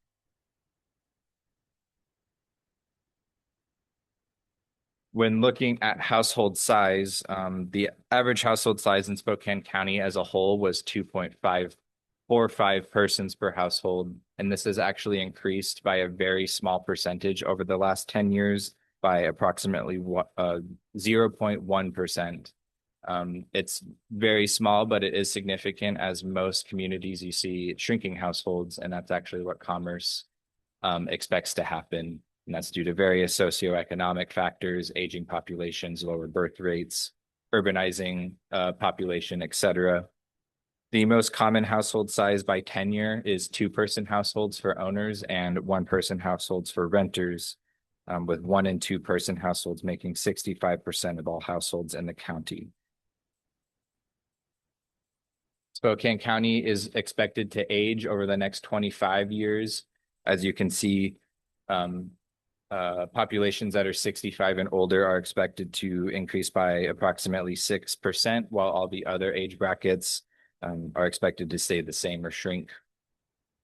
Again, this is part of declining birth rates and increased life expectancy, which is usually due to improved health care, socio and economic shifts, higher education levels, things of that nature. This, along with family household data that's in the housing needs assessment, indicates that households in Spokane County are either aging into their elderly years, or we're seeing an influx of elderly populations moving to Spokane. While the county has been mostly white in terms of race and ethnicity. It has become more diverse over time. As you can see, in 2000, we had an 89% white population, whereas today it's 78%. The second and third largest demographics are persons who identify as two or more races and the Hispanic Latino population. If I could just give a quick comment here. Yeah. The word native is misspelled in the document. Just Oh. typo. Heads Thank up. you. I appreciate it. Mhm. When we're looking at housing tenure, meaning who owns their home and who rents, the majority of the population in the county as a whole owns at 64%. And this has stayed relatively stable over the last 20 years. We've seen a small and fluctuation of 2% shrink in home ownership versus a 2% increase in renters over the last 10 years. Additionally, the majority of two-person households own their home. That's also reflective of the state. You typically see that 65 to 35 renter to homeowner ratio. When we're looking at household tenure by race and ethnicity, you see a disparity here. Persons that identify as white alone, about 67% of those households own, while persons who identify as all races that are not classified as white only, 46% of them own their home. In 2023, the median household income was about $73,500. When I refer to household, that means all persons living in a housing unit. So that means one person, unrelated individuals, or a family. From 2010 to 2023, median incomes rose by 56%. And we saw an average annual increase by approximately 3% per year. But we did see a larger jump between 2021 and 2022 at 10%. There are some different variables with incomes that you can analyze, specifically between owners and renters. If you look at owner-occupied households, they had a median income of about $91,500, which is 120% of the area median income, whereas renter households had a median income of about $49,000, which is 58% of the total area median income. You also see variances in household in median incomes when you look at household sizes. When you see one-person households, for example, have a median income of $37,000, two persons have $83,000, three persons have $96,000, and so on. You see increases as the household grows.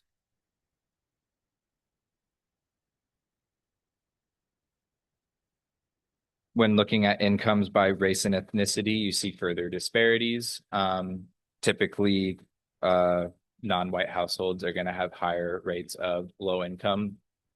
For reference, now that we're kind of on these income brackets, specifically for Spokane County, someone making 30% of the AMI makes $22,000, 50% AMI makes $37,000, 80% makes $58,000, 100% 73,500, and 120% earns 88,000 a year.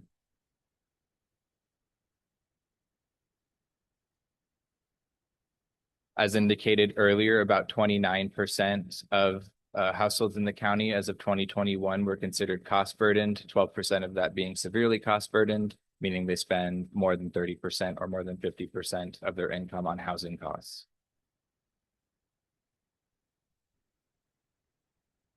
When looking at this between renters and owners, there's obviously going to be higher rates of cost burden between renters than there are owners, and there's various reasons for this. But for example, when you remember that the renters make an average of 58% of the AMI, while homeowners make 120% of the AMI, it makes sense that you would see this sort of discrepancy. When breaking down tenure further by race and ethnicity between owners and renters, that difference between owners and renters exists in both, but with higher rates within renters. And you see that cost burdenness reflective of the incomes also impacts non-white households. Yeah, it's the renters. From here, I'm going to go into actual housing unit and market data. So I want to stop real quick and see if you guys have any questions on the socioeconomic data I just went over. Questions? Questions online, audience? People? All right. People? As of 2023, the county had 235,000 housing units, which is a 16% increase since 2010. And we saw an average annual growth rate of 1.4%. This reflects the overall state trend, just at lower number, but it is reflective of that. You'll notice that this chart also explains the total ratio of housing units that are in our jurisdiction, the unincorporated areas, but also how much of those are in the cities. In 2003, Spokane Valley incorporated, so that's why you see a larger housing share within cities versus the county starting at that year.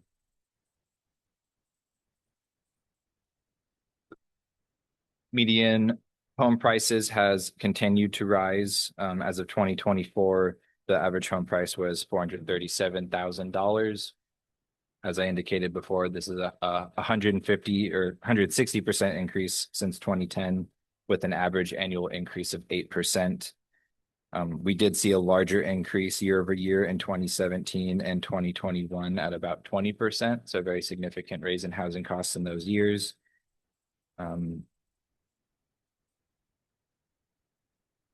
Remembering that the median income was 56% increase since 2010, whereas homes has saw 160%. You can see how increasingly unaffordable housing becomes for those making less than 120,000. For reference, in terms of monthly amount, someone making 30% of the area median income can afford $566 a month. 50% AMI can make $920 a month. 80% AMI can afford about $1,500 a month. Someone who makes 100% can afford about $1,800, and someone making 120% can afford about $2,200. There's a similar story with median rents. There has been an increase year over year by about 5%, with similar peaks in 2017 and 2021, with the average rent in 2024 being about $1,300.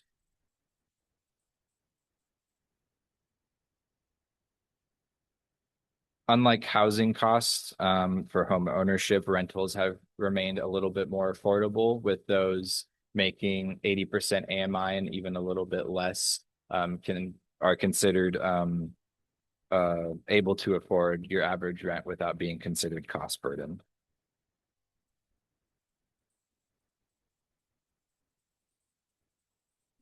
Going into housing capacity, when looking at our housing allocation, there's a process where we have to break down what housing types can meet specific income brackets. Here, all the data I just presented and in that H&A is what informed these decisions. When we're looking at anything below 80% AMI, we typically see multifamily housing as being able to meet the needs of those populations, and that's kind of supported by the rental market data. However, when we see incomes below 50%, we consider those below market rate. When looking at the costs of what we consider multi-housing, so anything from a townhome, duplex, multiplex, we associated that with meeting 80 to 120% AMI, whereas detached single family is expected to only meet 120% AMI and above based off of the market data. When comparing this with our capacity and what ends up being our unmet housing needs, you get these numbers. This is based on concurrent land capacity analysis data. This was broke down. We broke down capacity by zone, made associations of housing types and the rate of development within each zone, and accounted for the cost of those housing types to ultimately break down our capacity by AMI. This also takes into account what we call pipeline units. You'll notice that the HAPT tool goes from 2020, that should say 2046. But we've obviously been in the planning process up until now. So we accounted for housing units that were actually built up until 2023 because that's the cutoff date for our land capacity analysis. So we made sure to account for some of the housing need that we've met over the last in the analysis 3 years. This is when the scary numbers pop up, but I want you to stay with me because this is more informative to help you guys make decisions on how we should move forward. When looking at funding gaps, this is current existing resources and talking with the Housing and Community Development Department that we utilize and how much those resources provide year over year. This is the 2025 amount. When looking at our housing numbers, we need to plan for approximately 9,753 affordable units and is in the 0 to 50% AMI range over the next 20 years. This is approximately 375 units per year. One way to analyze how much that would cost in terms of per unit is looking at the Washington State Housing Finance Commission data, which provides the average project cost per unit of the low-income housing tax credit projects. And this source is supported by Commerce and what has been used by other jurisdictions I've seen in the county as well as across the state in determining that amount. In the 2025 state fiscal year in Spokane County, that number equated to $365,517 per unit.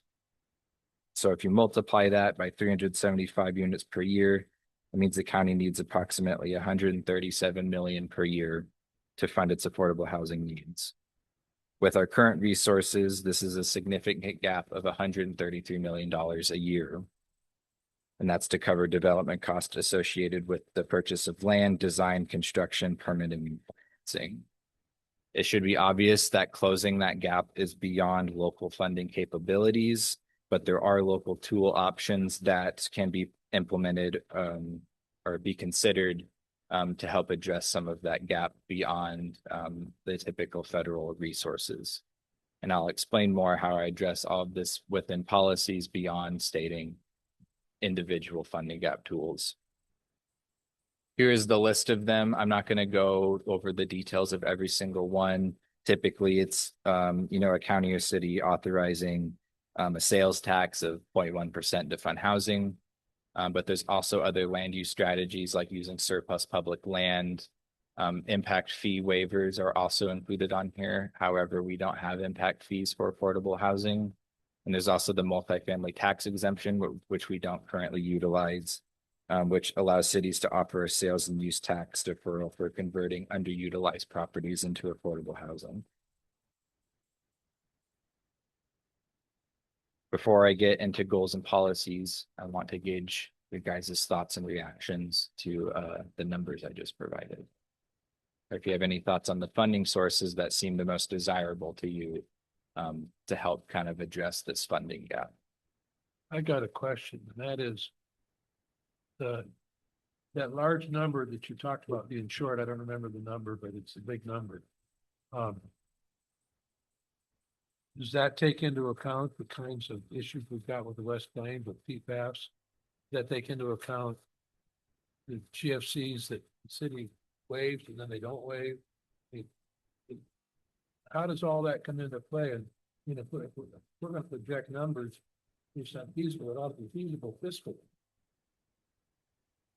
The numbers that Tate is showing are what we would call kind of high level numbers based on average construction prices. So they do not take in any specific or unusual attributes that could be land contamination or cleanup in that sense. So no, this is only the starting point of what that's where I'm going with this. I mean, it just seems to me we got a big problem. Figure out how and so if we're looking at not expanding our UGA beyond 390 acres, I think that was the number you came up with. What we're going to put these people in? Who's going to pay the bill? It seems to me that two ropes not met. Yeah, and that's precisely what Tate is sharing with you, that the obligation based on average costs and needs to meet this allocation have an enormous price tag because they're not market rate housing. They're in some form of a subsidy or an offset that exists. It's a challenge for everybody in planning. It's not just a Spokane County issue. Our fellow planners in other counties are struggling with, even King County is struggling with this at the county level, particularly because at the moment, HB 1220, GMA assigns the same process for these income bands to the county as it does for cities. And the counties that are building with urban growth areas are almost by definition, they're suburban in nature. The density level in Spokane County historically is 4.5 units an acre. They are automobile oriented, at least so far. We're talking about changing that in terms of neighborhood walkability. But again, that's future looking. Counties are not usually well positioned to support this kind of housing because it's not necessarily near transit. It's not necessarily near walkable grocery or food services. It's not usually near medical or health services, which are generally concentrated in the core cities. But GMA does not allow, in a sense, GMA probably would, but because the Commerce and others look at what Tate showed you 20 slides ago, the top line of that allocation. Somewhere in the county, we have to accommodate this number of units in each of those income bands. It is up to us, the county and the municipalities, to decide how to do that. And that's where that HAPT tool first came from. It's like, well, this is our first cut at an equitable distribution of housing. But it makes it very hard for the county to be effective in that role because it just doesn't fit the structure of what you'd call the urban morphology of those urban growth areas. So it's more than a little disconnect. It's a bunch of big disconnects. Scott, can I ask, I appreciate what this has been done here for the county, but I'm also saying there's 13 cities within the county. Are they looking at the same guidelines as we are, or are they even where they? Joint planning is a big issue. So, the data that Tate is sharing comes from essentially state databases in terms of value or construction value, things like that. Area median income, that's a county construct. You saw the charts, it's different from the state median income issues. But yes, all 13, everybody that participates in the steering committee is dealing with the same kind of constraints, the same challenges I'm providing for this housing. Our planning colleagues and the cities have said we can accommodate our overall growth number in our current boundaries, for example, but we're struggling on how to accommodate the lower income bands from the emergency and PSH to 0 to 30, 30 to 50, 50 to 80. It's a challenge for everybody.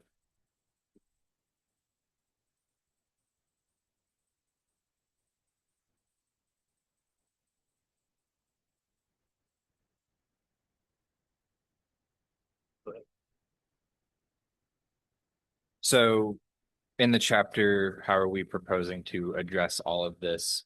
When we did a goal and policy revision, which there is a summary doc of all the changes made and why, we had different objectives that we were trying to do or trying to accomplish and reasonings for why.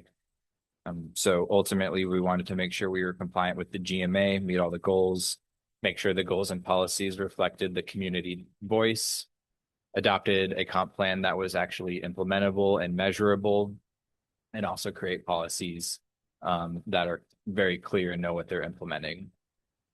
When going through it, there's reasonings for why relating to those. Is it consistent with the GMA, but also regionally with the countywide planning policies? And is there any conflicts with other comprehensive plans? We wanted to improve goal and policy implementation, general administrative cleanup. Is there a code being referenced that doesn't align? Is there a plan being referenced that doesn't align? And also making sure local plan integration or local plans are being integrated when necessary. So I proposed a bit of a simplification of the chapters themselves without undoing the structure too much. But essentially, regional coordination, housing regulations, and fairness in housing all stayed the same in terms of how they're organized. But affordable housing and low-income housing just got moved into one section called affordable housing, given the way that the state has defined affordable housing as encompassing not just the extremely low income, but all income brackets, and the policies relate to all of it, obviously with targeted policies for each group. And then the special needs housing was changed to also include supportive and emergency housing to help meet that emergency housing allocation. So I'm going to go through sections that I just went over. The goals and policies I'm going over are not inclusive to the entire plan, but I felt like they're important ones to point out for discussion. And I obviously want any of you to address any of the goals and policies on the slides and comment on any of these statements, as we're going to be continuing to draft this. So if there's anything concerning or any missing gaps that you'd like to incorporate into the policies, please let me know. The first section here is the regional coordination section, which is just making sure we work with other jurisdictions, agencies, and neighborhoods to meet housing needs. Regional coordination is currently done through the Planning Technical Advisory Committee, which is made up of planners from throughout the region that then inform the steering committee of elected officials, which is elected officials from the throughout the region. And then that ultimately informs recommendations to the board. But it's important that we have interdepartment coordination and neighborhood outreach.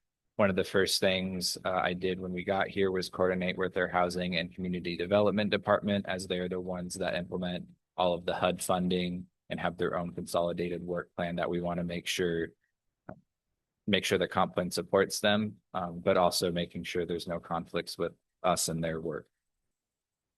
This is the only slide I have on regional coordination, so I just want to open it up. Is there anything in your review of this section that pops up, or any questions or concerns?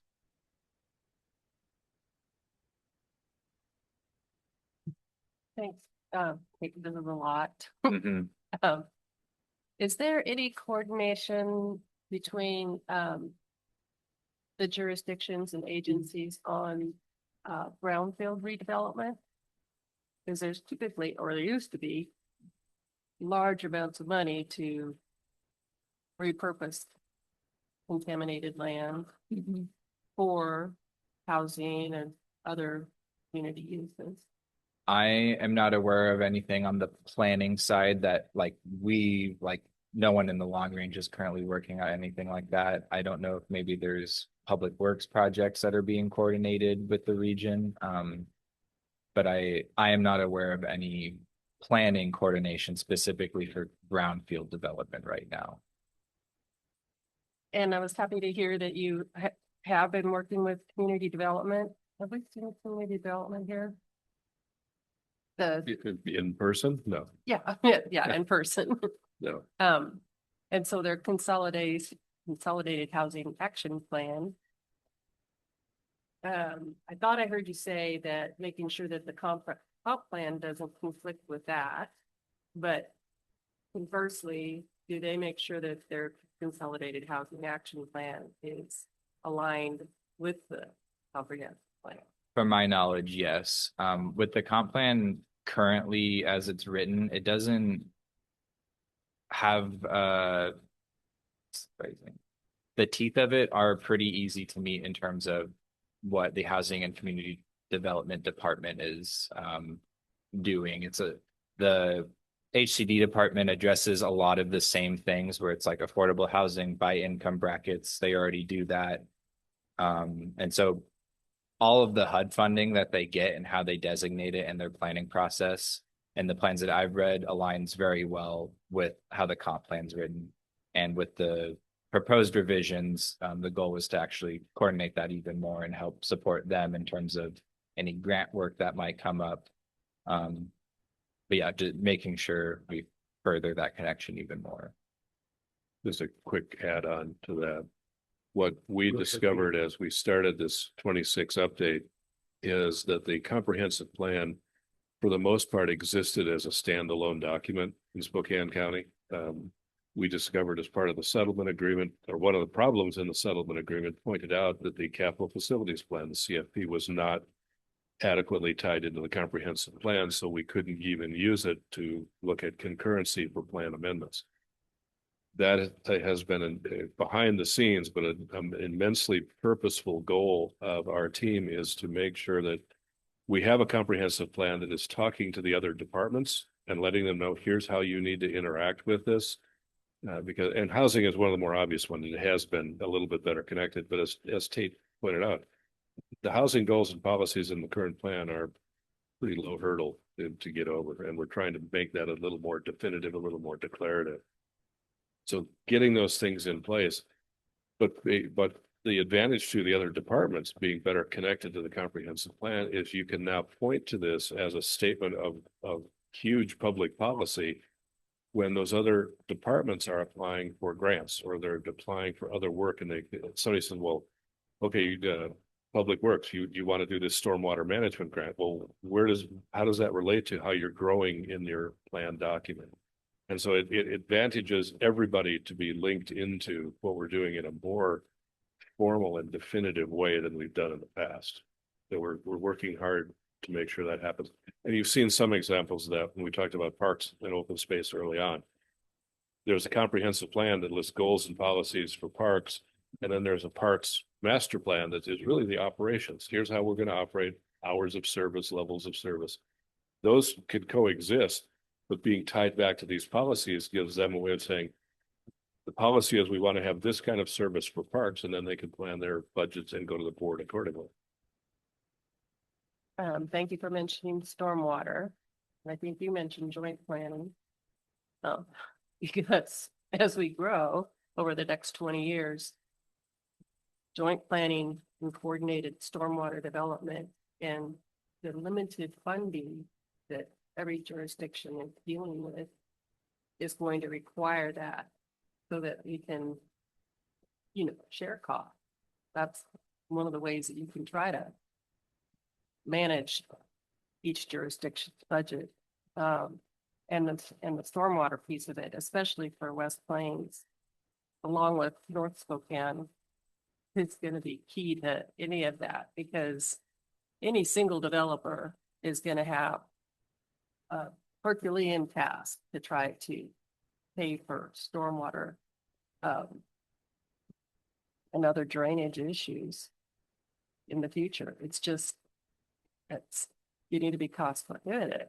So, but it has to be done. And so I know I keep harping on this joint planning. I think that.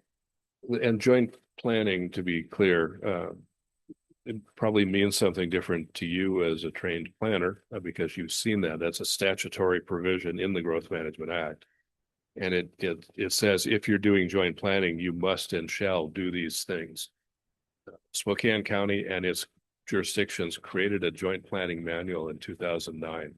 It's pretty much been on the shelf as far as I can see, because when the city in 2011 and 12 tried to have a conversation about joint planning with the county at that time, it was not really well entertained.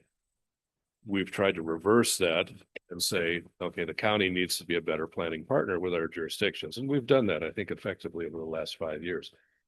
But joint planning doesn't work by the statutory definition if there's no annexation program attached to it. Because if the counties are doing joint planning, in other words, to the cities, joint planning means you're going to entitle that subdivision to our standards. And the county would say, well, yes, if in 5 years from the date of that entitlement, that you have a date certain that you're going to annex this property and take it off of the county's maintenance roll. We don't have that here, and the cities are not interested in annexation of anything other than commercial property right now. So this is a bigger issue among county planners that we're getting ready to talk about with next year's legislature, specifically related to this very thing. Otherwise, joint planning, those municipal standards, which sidewalks, street trees, lighting, other things, the county budget isn't built to maintain those. So they would fail under our capital facilities concurrency analysis. So when we're even talking about neighborhood planning, we're trying to balance what can we afford at the county level versus what would be, a new version of Kendall Yards. And that joint planning is a great idea. It's that it's disconnected right now by kind of reality. All that having said, we have a handshake agreement with the city of Spokane, Airway Heights, Cheney, Medical Lake, to go forward and create what GMA calls a sub-area plan for the greater West Plains starting in 27. None of us had the capacity to do that as part of our 26 updates, but getting into that as a true joint effort in 27 is something that we've got on the books, and the West Plains being the obvious place to have that because of multiple jurisdictions and because of the environmental issues themselves.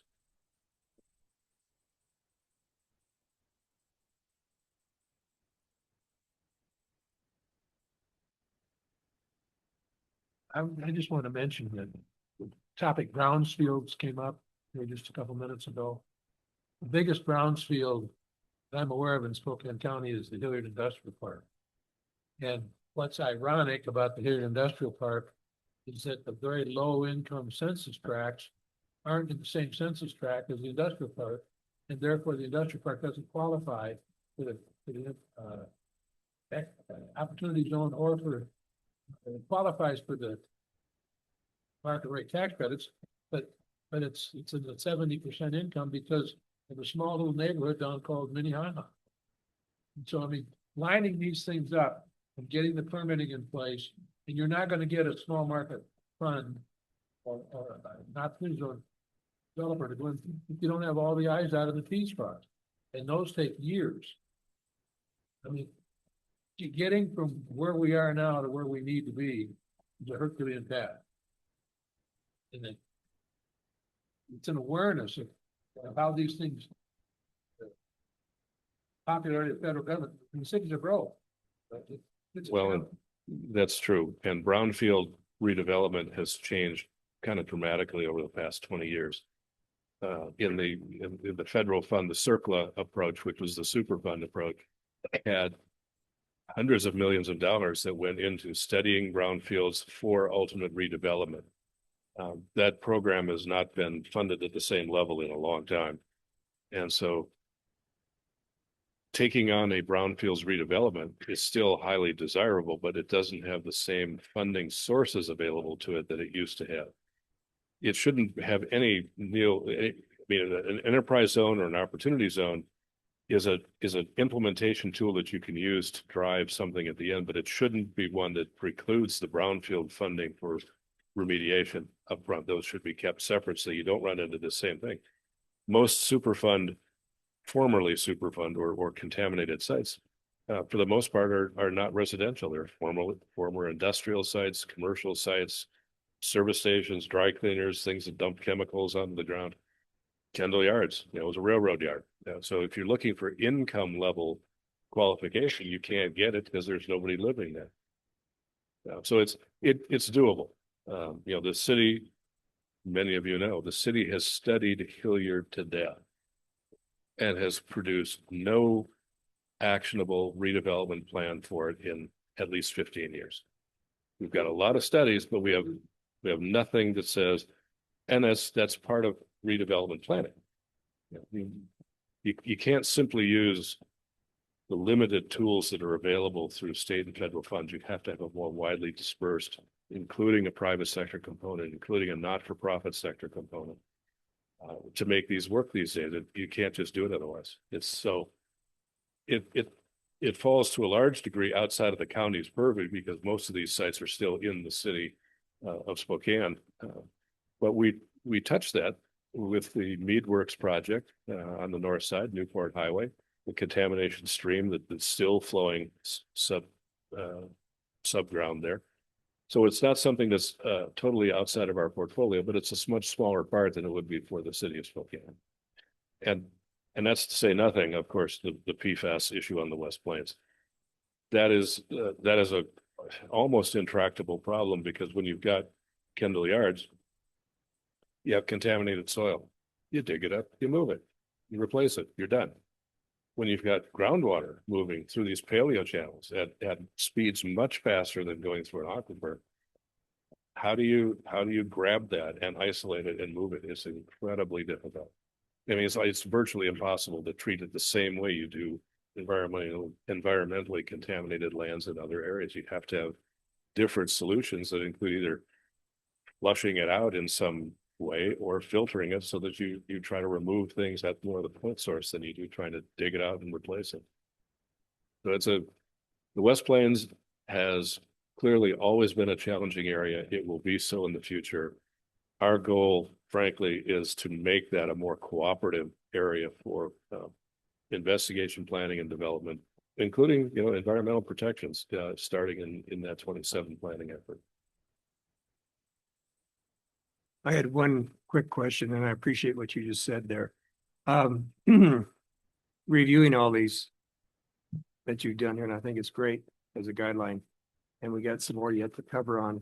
But my point being is that, should I look at these and say, is that within 20% of actually is going to be used as a guideline, or how close are we on some of these figures and some of these guidelines?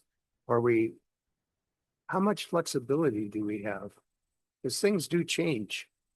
I think the way that I wrote the language added That's what I mean. flexibility, especially when appropriate. What percentage? Percentage of flexibility. I think that's a policy by policy sort of analysis. Some of them, I would say most of the language is varies from encourage to should. So encourage is maybe on the softest end, where a should is not making someone do anything, but is guided like we should do this. There are obviously some areas where we say some shalls, and that means we need to do that. But when talking about coordination, usually it's, we need to encourage regional coordination between everybody. When we're talking about development regulations, which is my next slide, and we're talking about strategies for locating different housing types, we're going to say policy in there is medium to high density housing type should be located in a walking distance. And so when you start doing land use changes, we say should do that, but obviously there might be situations where maybe that's not appropriate. So it is a policy by policy sort of thing. I don't know if I can give a percentage for all of it as it encompasses, but I think if you read through it and identify that sort of language, and especially if you read through it and want to provide me notes on don't use should, here you shall, that's great guidance if you want to make something stronger or softer as I go back to the policies. Thank you.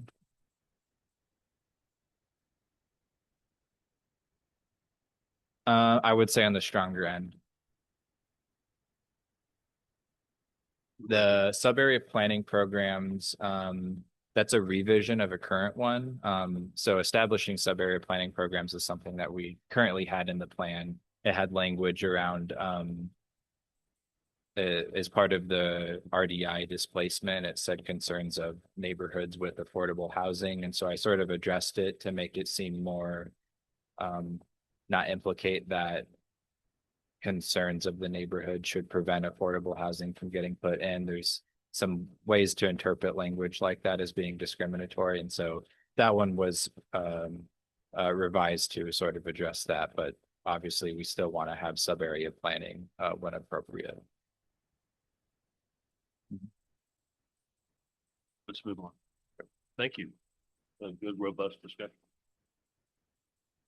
So this is a slide I have for housing regulations, kind of touched on it already, but this focuses on zoning laws as it relates to housing prices and the elasticity of housing supply, and also strategies for what housing types should go where and where is it most appropriate.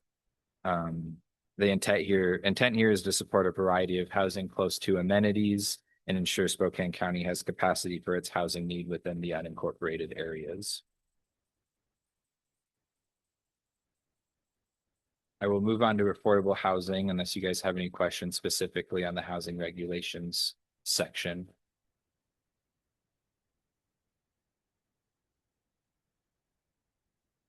Good to move on. So. Cool. So Right on this is line. a, You keep checking, okay, just want to make sure. Don't want to leave anybody out. so this is, Okay.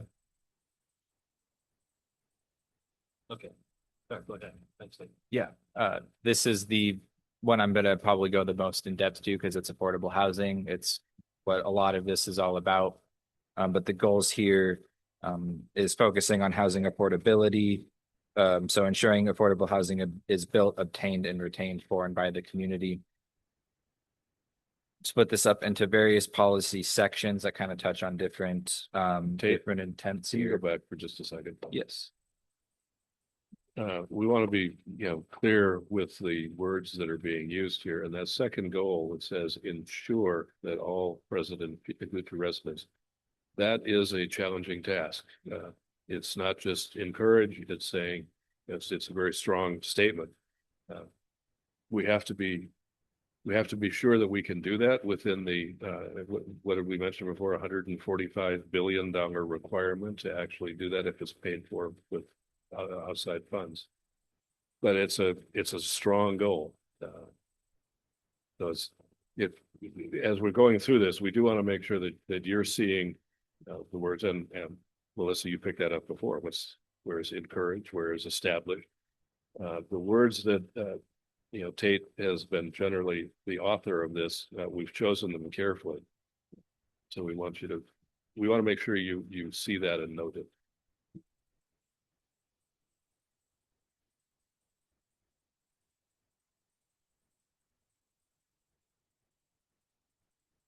These policies focus on housing variety to integrate housing needs throughout residential areas. So it's touching on middle housing provisions to help sort of meet that 82 120, or I'm sorry, 100 to 120% AMI bracket. How these policies will be implemented is also determined on our environmental impact statement and our growth alternatives. So we're touching on middle housing types, but how those are applied are definitely part of the land use strategies going forward. Scott has presented obviously on the neighborhood zone, and so that will help accomplish a lot of the policies listed here regarding middle housing, as well as accessory dwelling units and single room occupancy, those sorts of things. We also have a policy in there encouraging on adaptive reuse of non-residential buildings that aligns with comments we've heard before, obviously, but also with new state legislation. When I say encouragement here, it often involves amending regulatory barriers, offering financial incentives, and promoting various models of housing tenure.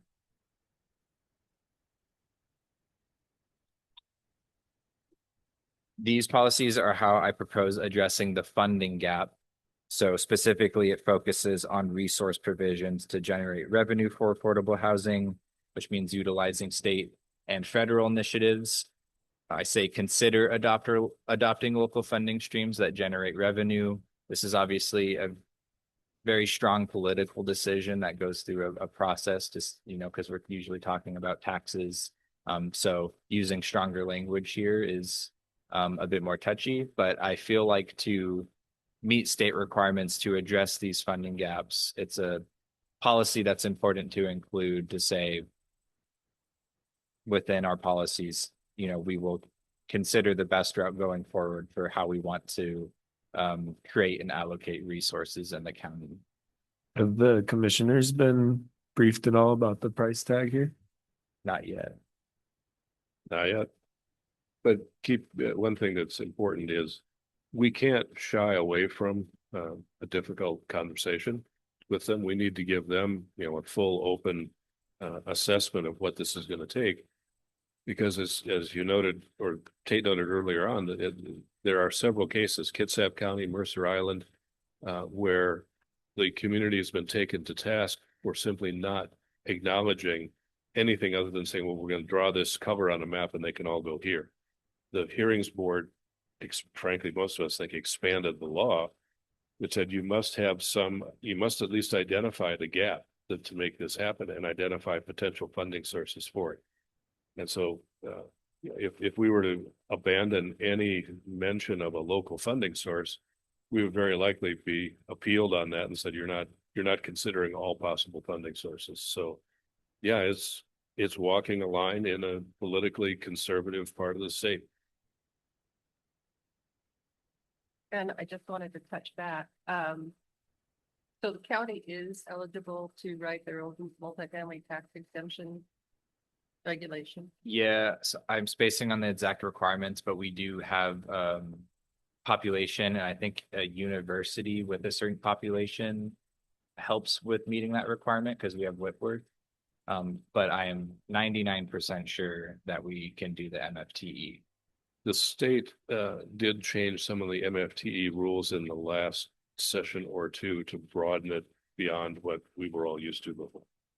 So more areas are eligible. I would just hate to see it used for unaffordable housing, which the city of Spokane has done in the past. So that's one consideration.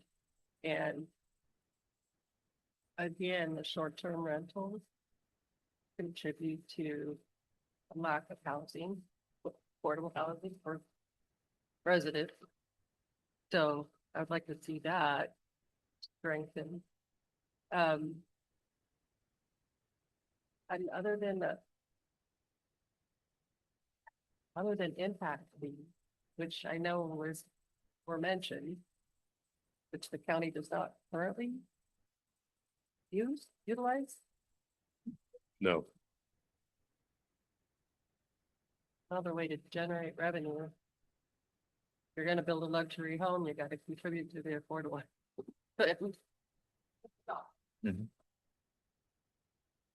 I suppose we would need a policy that says adopt I'm already spacing impact fees and then take those away for affordable housing projects. I don't know, since they're not there, but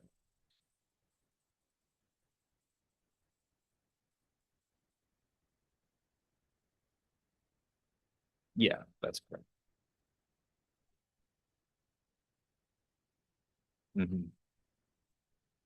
there are many possible regulatory strategies for doing this, inclusionary zoning, set asides. Seattle and King County uses many of those tools. They haven't been, I think the city tried some of that, but they're harder to implement in smaller areas. Because the challenge is if there's a 20% set aside on a 120 unit building, will that be sufficient incentive for a developer to include those, or would they avoid the incentive and just build for market rate? It's you can't force it on someone, or at least in our belief in Spokane County, you can't make it you must do this. King County can probably have a stronger role because if somebody wants to be there badly enough in Ballard, they're going to do this.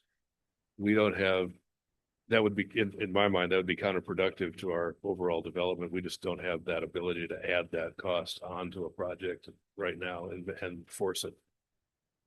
If there are incentives to do so, however, yeah, I think we can write some language that would offer someone a chance to do that.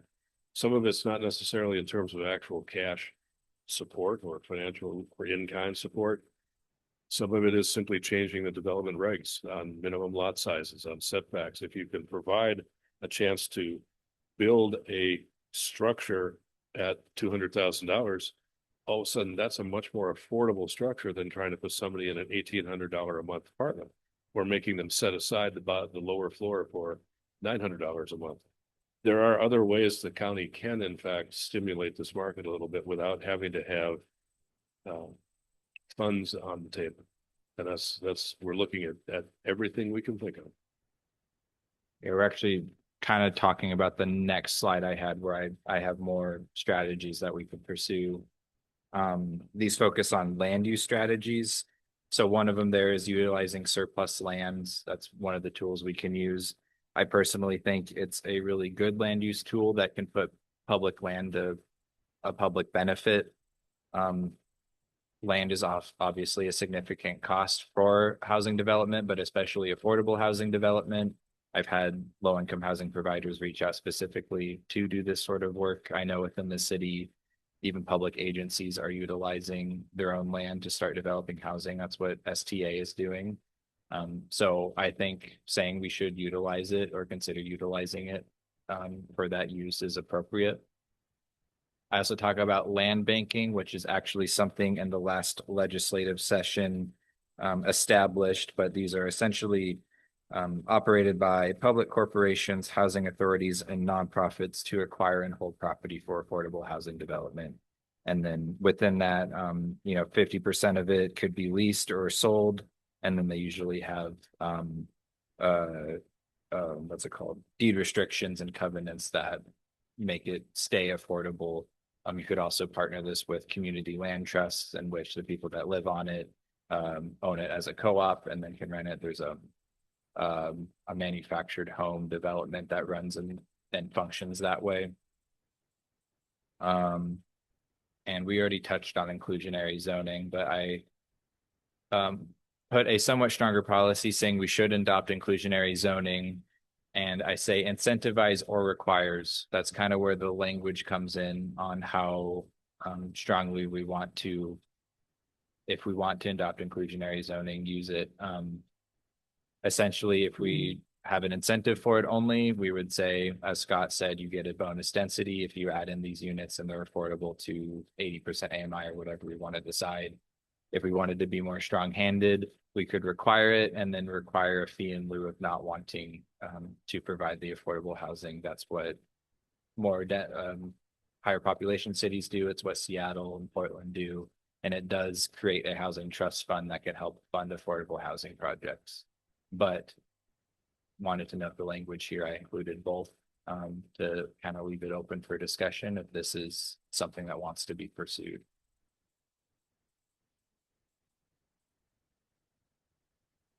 Here, I'm seeing nods. Mr. Chairman, before we proceed, lunch is available. If you want to continue as a working lunch, perhaps just take a 2-minute break. Everybody can pick up their lunches and come back, and we could continue. We've been at this for over an hour. That's probably a splendid idea. Let's take a short intermission here and then come back and lunch, and if they continue on and get our Very rates good. approved and so on and so forth. Can I just give one comment real quick before we roll? Of course. It's not available because the state law is pretty restrictive and who can use it, but like the parking to people program that the city passed basically creates an incentive for certain cities to redevelop parking lots in urban areas. It applies in like the urban growth area, but it's limited to cities. So like Spokane can do it up until the boundary, but in the northern urban growth area, it wouldn't be available. But if somebody wants to turn a parking lot or a portion of a parking lot into housing, it creates I think it's a sales tax incentive for them. They can have the sales tax, I think, eliminated for like buying construction supplies and all of that kind of stuff. So not something that we can utilize, but maybe something that county legislative advocates could pressure the state to expand that incentive to include all urban growth area or something like that. Thank you, Logan. Okay, with that objection, let's stand adjourned for 3 or 4 minutes and then we'll get back to it. Thank you. Great job, Tate.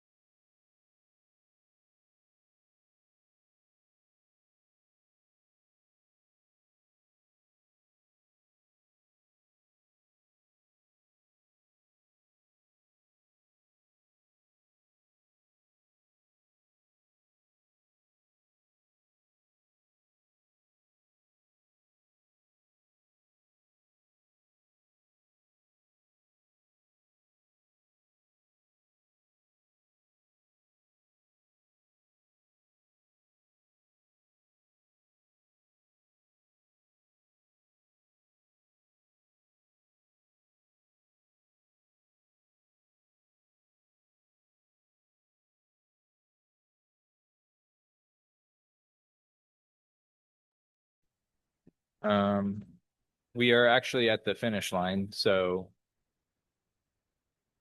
Rona, it's not moving. Oh, that's okay.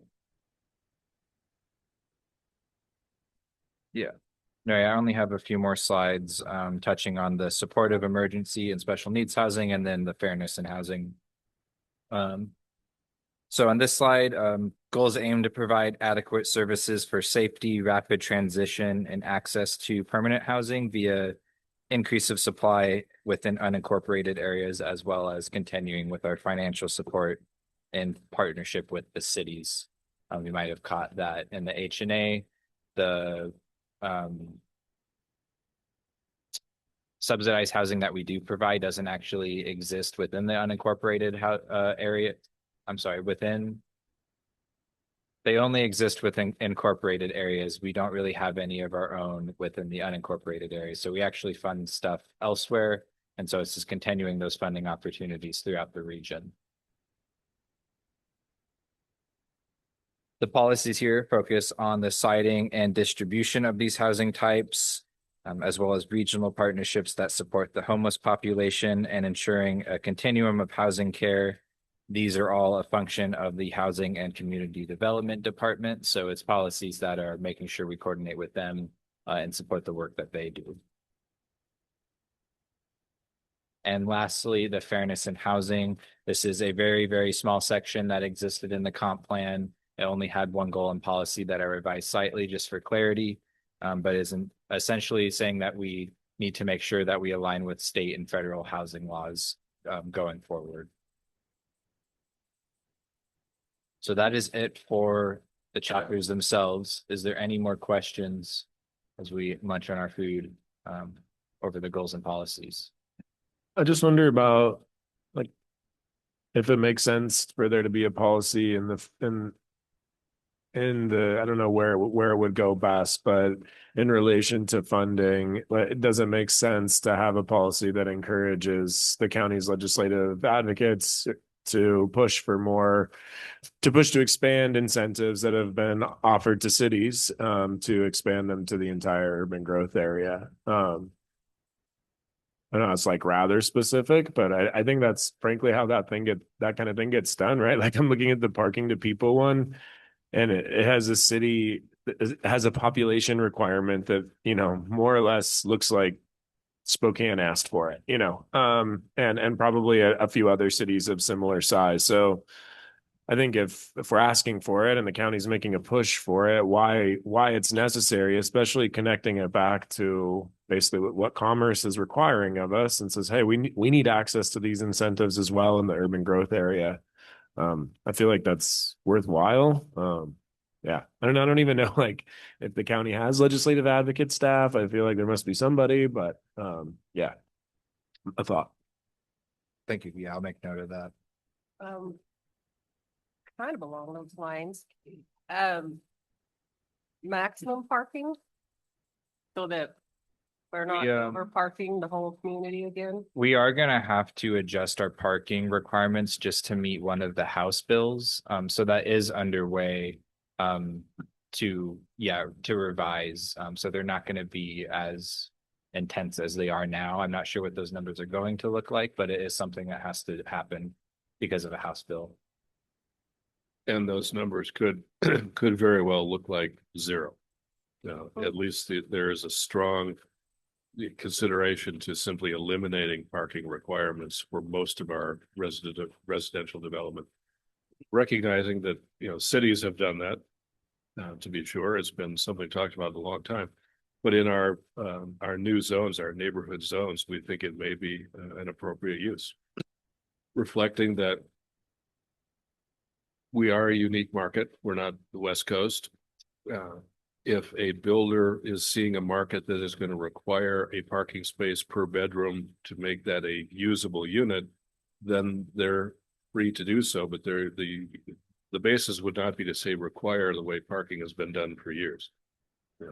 3 spaces per 1,000 square feet of retail, for example. That even in the city, the small kind of revitalization of shops in the neighborhoods in West Plains couldn't have happened with the city's parking requirements in 2011 because you had to have off-street parking. Well, on a small lot, 2 off-street parking spaces take up 2/3 of the lot. Right. So, anyway, we are looking at this in responding to the state's requirements. Many of them say you may not require more than a half a parking space per unit on something, which is like, well, that means 1. We may go to 0.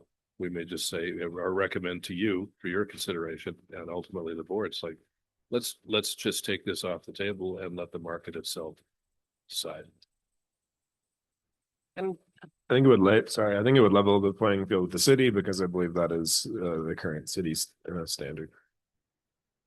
And I second your request to redevelop parking. I just think there's just too much surface parking. We're overparked.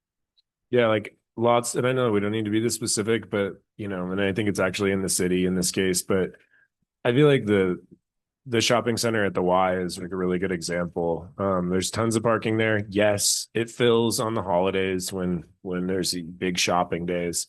But for the most part, it's very empty. And you could easily build apartment units at the street base. And there are some restaurants that have popped up at the street face, but you could easily build apartments there at the street face. And I don't know if the city's code allows for it or what, but you could see how you don't lose a lot of parking and add housing right next to a bunch of services, a grocery store, a pet store, a bunch of restaurants.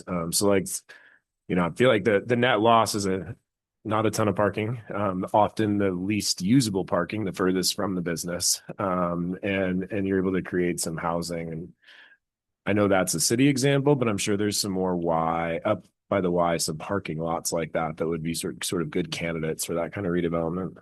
Yeah, as in the growth alternatives, you'll see a lot of the infill strategy is located along the corridors up there.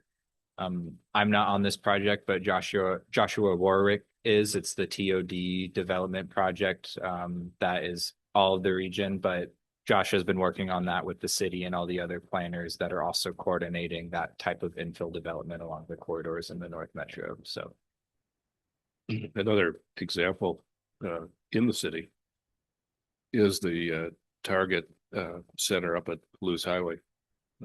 That went in 2012, 2013. The neighborhood was, still very much opposed to it because it looked like it was suburban, and they wanted a 2-story Target. And they wanted all this stuff. As well, the market can't support that there. So if you force it, it goes away.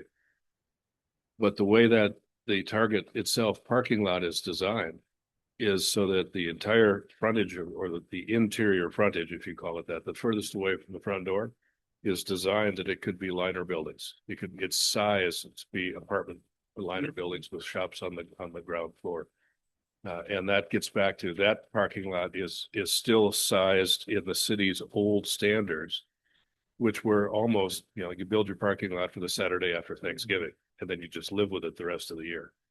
Well, that doesn't even exist anymore with our shift to online. So the ability of a particular project to be designed for future adaptive reuse, that one is set up that way.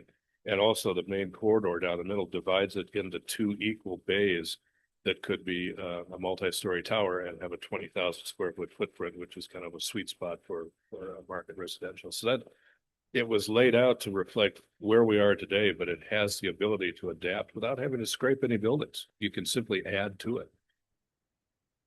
And that using that philosophy is something that we want to, include in our adaptive reuse set for that purpose. Scott, could I ask a question? Because I think the housing, you can't turn the page on any or even go anywhere without be talking about housing here in Spokane. And can we come back and review? There's so much information here that I'm trying to process it that I'm. Absolutely. I mean, can we be coming back? We're going to review this at the end of the month, which is going to be another very busy meeting. And then also May 28th, when we were targeting a potential public hearing for the CAO, would be a chance to look at housing in the context of land use and transportation. How do some of these actually start to look as you put them on the ground? And so it'll be coming back at least the next 2 or 3 meetings in one form or another. very good. I just think it's a very critical item. Not saying everything else isn't, but I'm just saying. It is, Some leads. Ms. McHugh's concern of having our cart before our horse, we're realigning, we're trying to align that now and saying, well, we did things in an order deliberately, but now we are able to pull these pieces together and say, here's how CAO, here's how it will influence the identification of buildable lands and the intensity with which that land can be developed, or whether it should be avoided. Your work on the 2001 plan to create rural conservation areas. That was a deliberate effort to say they're not rural traditional. It's not just this. It has a different ecological value, either for wildlife migration or soils. We haven't really adapted that to the urban core. And the West Plains is a good example. It's got pockets of wetlands all over the place, and yet it is essentially it's a giant industrial complex. Can we balance those things in a future development plan out there? Poor Area Heights, we never knew what the color of it was. We didn't know which route to put it on. It was only conversation at that time. Yeah. Sorry. So, but yeah, we're very interested in your comments today. Like I said, we will be burning a little midnight oil between now and our goal is to have this with notes and comments from our consulting team, from you, from our public, anything we gather online, in addition from what we're hearing as staff, incorporated into sort of a cheat sheet for this to go out for agency review early next week, with that intent of getting it back for your consideration at the end of the month. Are there any other comments for Tate's presentation? Yeah, just one other thing. I guess I understand correctly that basically we have no requirement to create any housing outside of 0 to 30 or 0 to 50. Is that right? At least the way I understood it. Or we have capacity to create, we already have current capacity to meet all of the other allocations except for the 0 to 50. I think I phrased it better that time. Yeah, Okay. that is correct. Thank you. I don't even know if this applies. Adaptive reuse of historic buildings. I'm not sure what the county's inventory is of. I mean, maybe small places. But it's not like downtown with brick buildings and whatnot, several stories. But just to, just to encourage redevelopment, adaptive reuse within the guidelines of historic preservation, of course. And the county does have a historic preservation ordinance passed and incentives available for when folks embark on that. So that is one avenue there. As you've seen in here, these are not everything that we're considering. They're kind of the high points of that, but other you will see goals and recommendations in the county's plan that may seem more appropriate to parking lot conversions in the downtown. We want to take a very broad regional look at this market and say, we're not focused only on suburban urban growth areas. We're focused on this growth as a whole. And so we want to work with our municipal partners in 2 big cities, our smaller cities, to help them be more vibrant. So we're going to have some overarching policies that will provide guidance to a broader view. You certainly heard me say a number of times the single most important economic element for Spokane County is healthy downtown Spokane. And so we can't plan as a county unless we are working with our city counterparts to make sure that we haven't lost sight of the economic downtown that is always going to be our driver. And so we will be talking about everything from this growth and development, economic development in a true regional setting, and not just this is the county's box. It'll be, no, here's the county as a whole. Can I make a comment that really kind of ties into this that we haven't even touched on part of this housing? And that is the implication of how we take policies and procedures and pass them on to the people that want to invest in developing and give them some incentives so that they can move forward instead of throwing rocks in front of their driveway or not putting any wheels on their bus. Over designing something at times can be a dammer of everything. We've got to be a positive lead, and we got to work on both sides, is what I'm trying to say. Right. And in our perspective, that is how we translate goals, policies into code. We will be rewriting, changing our development codes to implement the policies that you will be recommending to the Board of County Commissioners.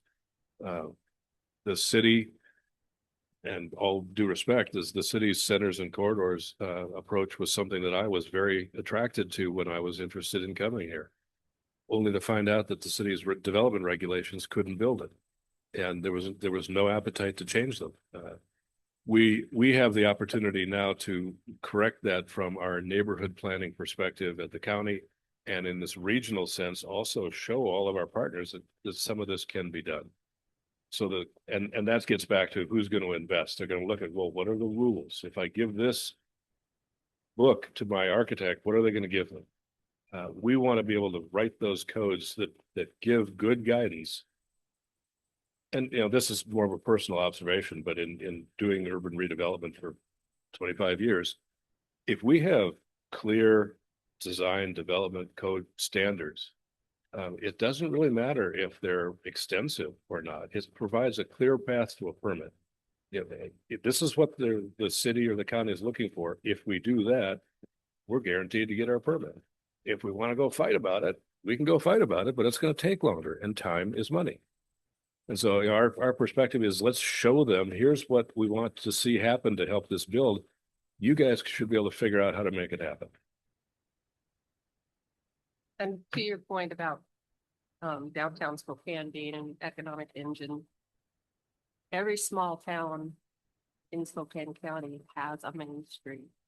And there are little main streets in the unincorporated area as well.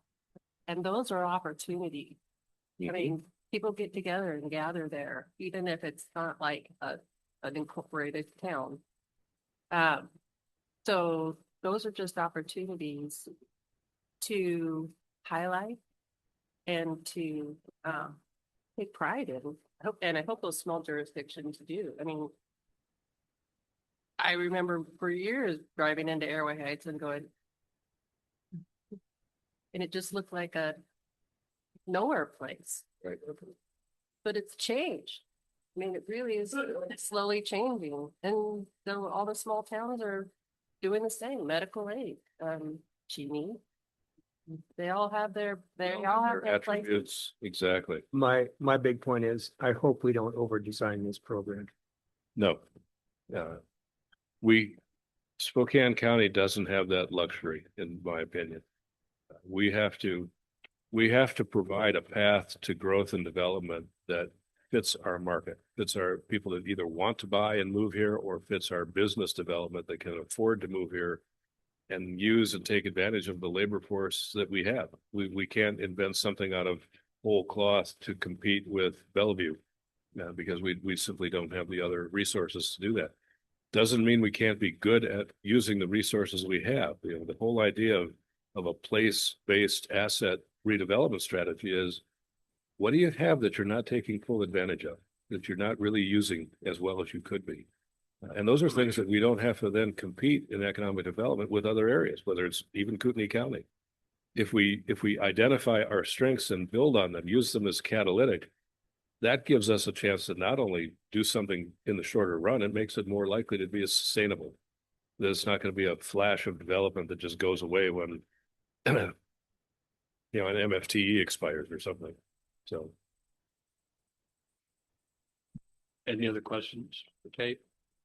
If not, the next order would be approval of the minutes of March 26, 2026. I reviewed the minutes and I moved to approve them. Thank you, Logan. For a second.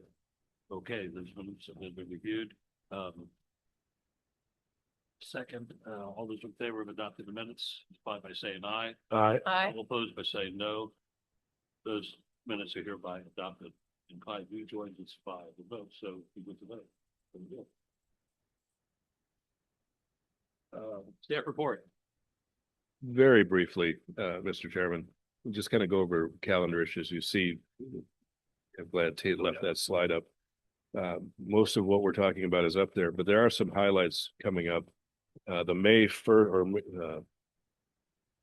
whatever date is, the first Wednesday in May, May 6th, I guess. That virtual open house will be the first chance we will be previewing the neighborhood residential, neighborhood business development codes. We've received some updated suggestions from our consulting team recently, and they were on deadline to get them to us by tomorrow, and they beat their deadline. We will be meeting on and off in the interim here, and we will be preparing some exhibits and some illustrations for that open house on May 6th, the first Wednesday in May at noon, online only. And then we will be previewing those and other things with you at the end of May, at the May 28th meeting itself.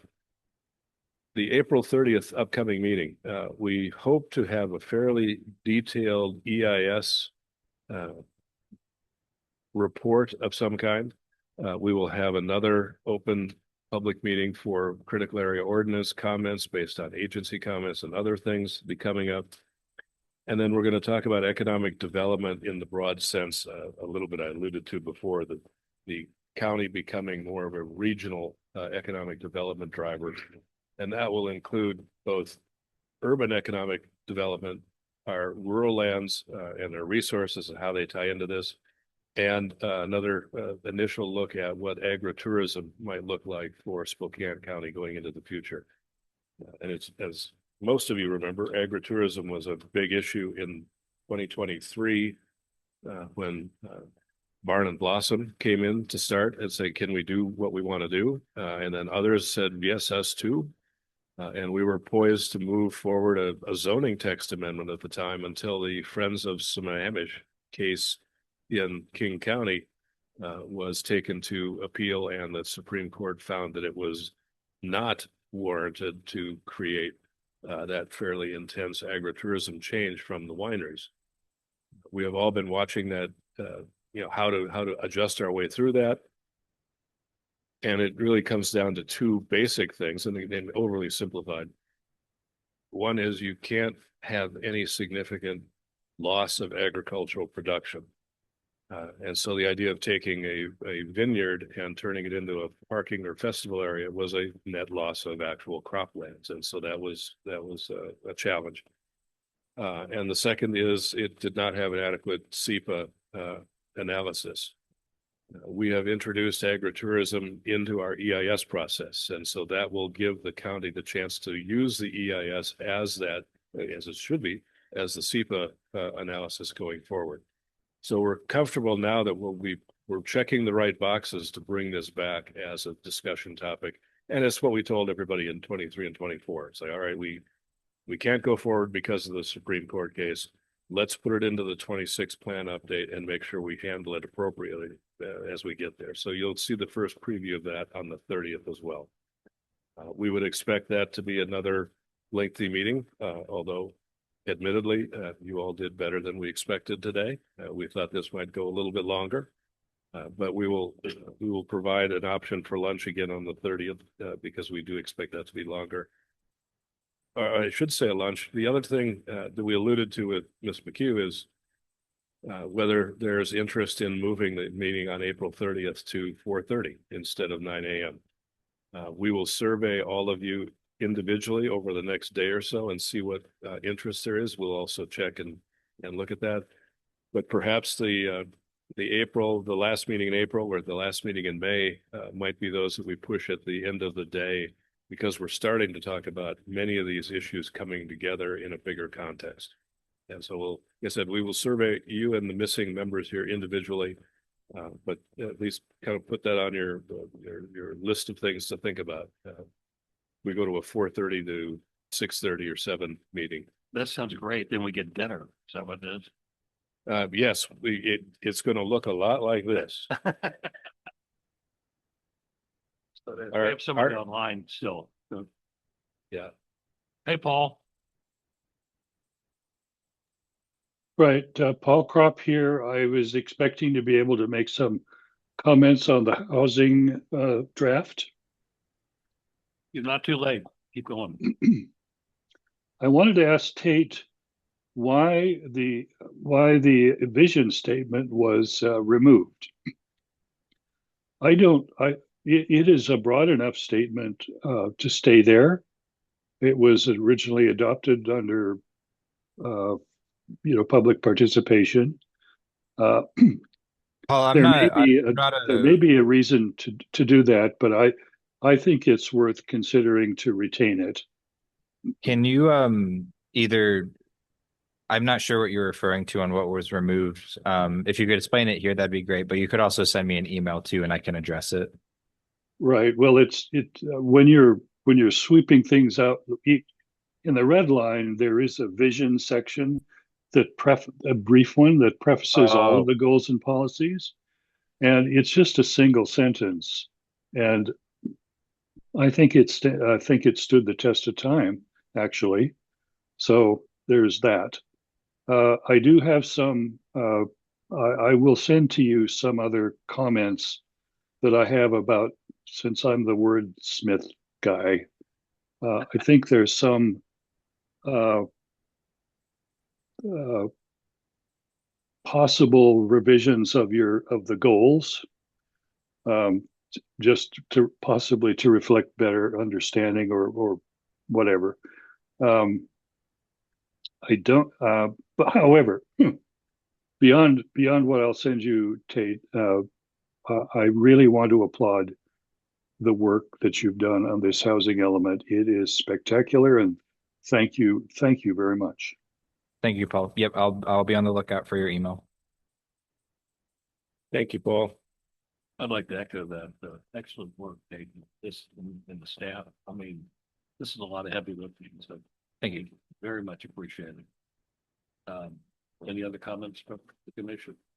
Staff, anybody else online?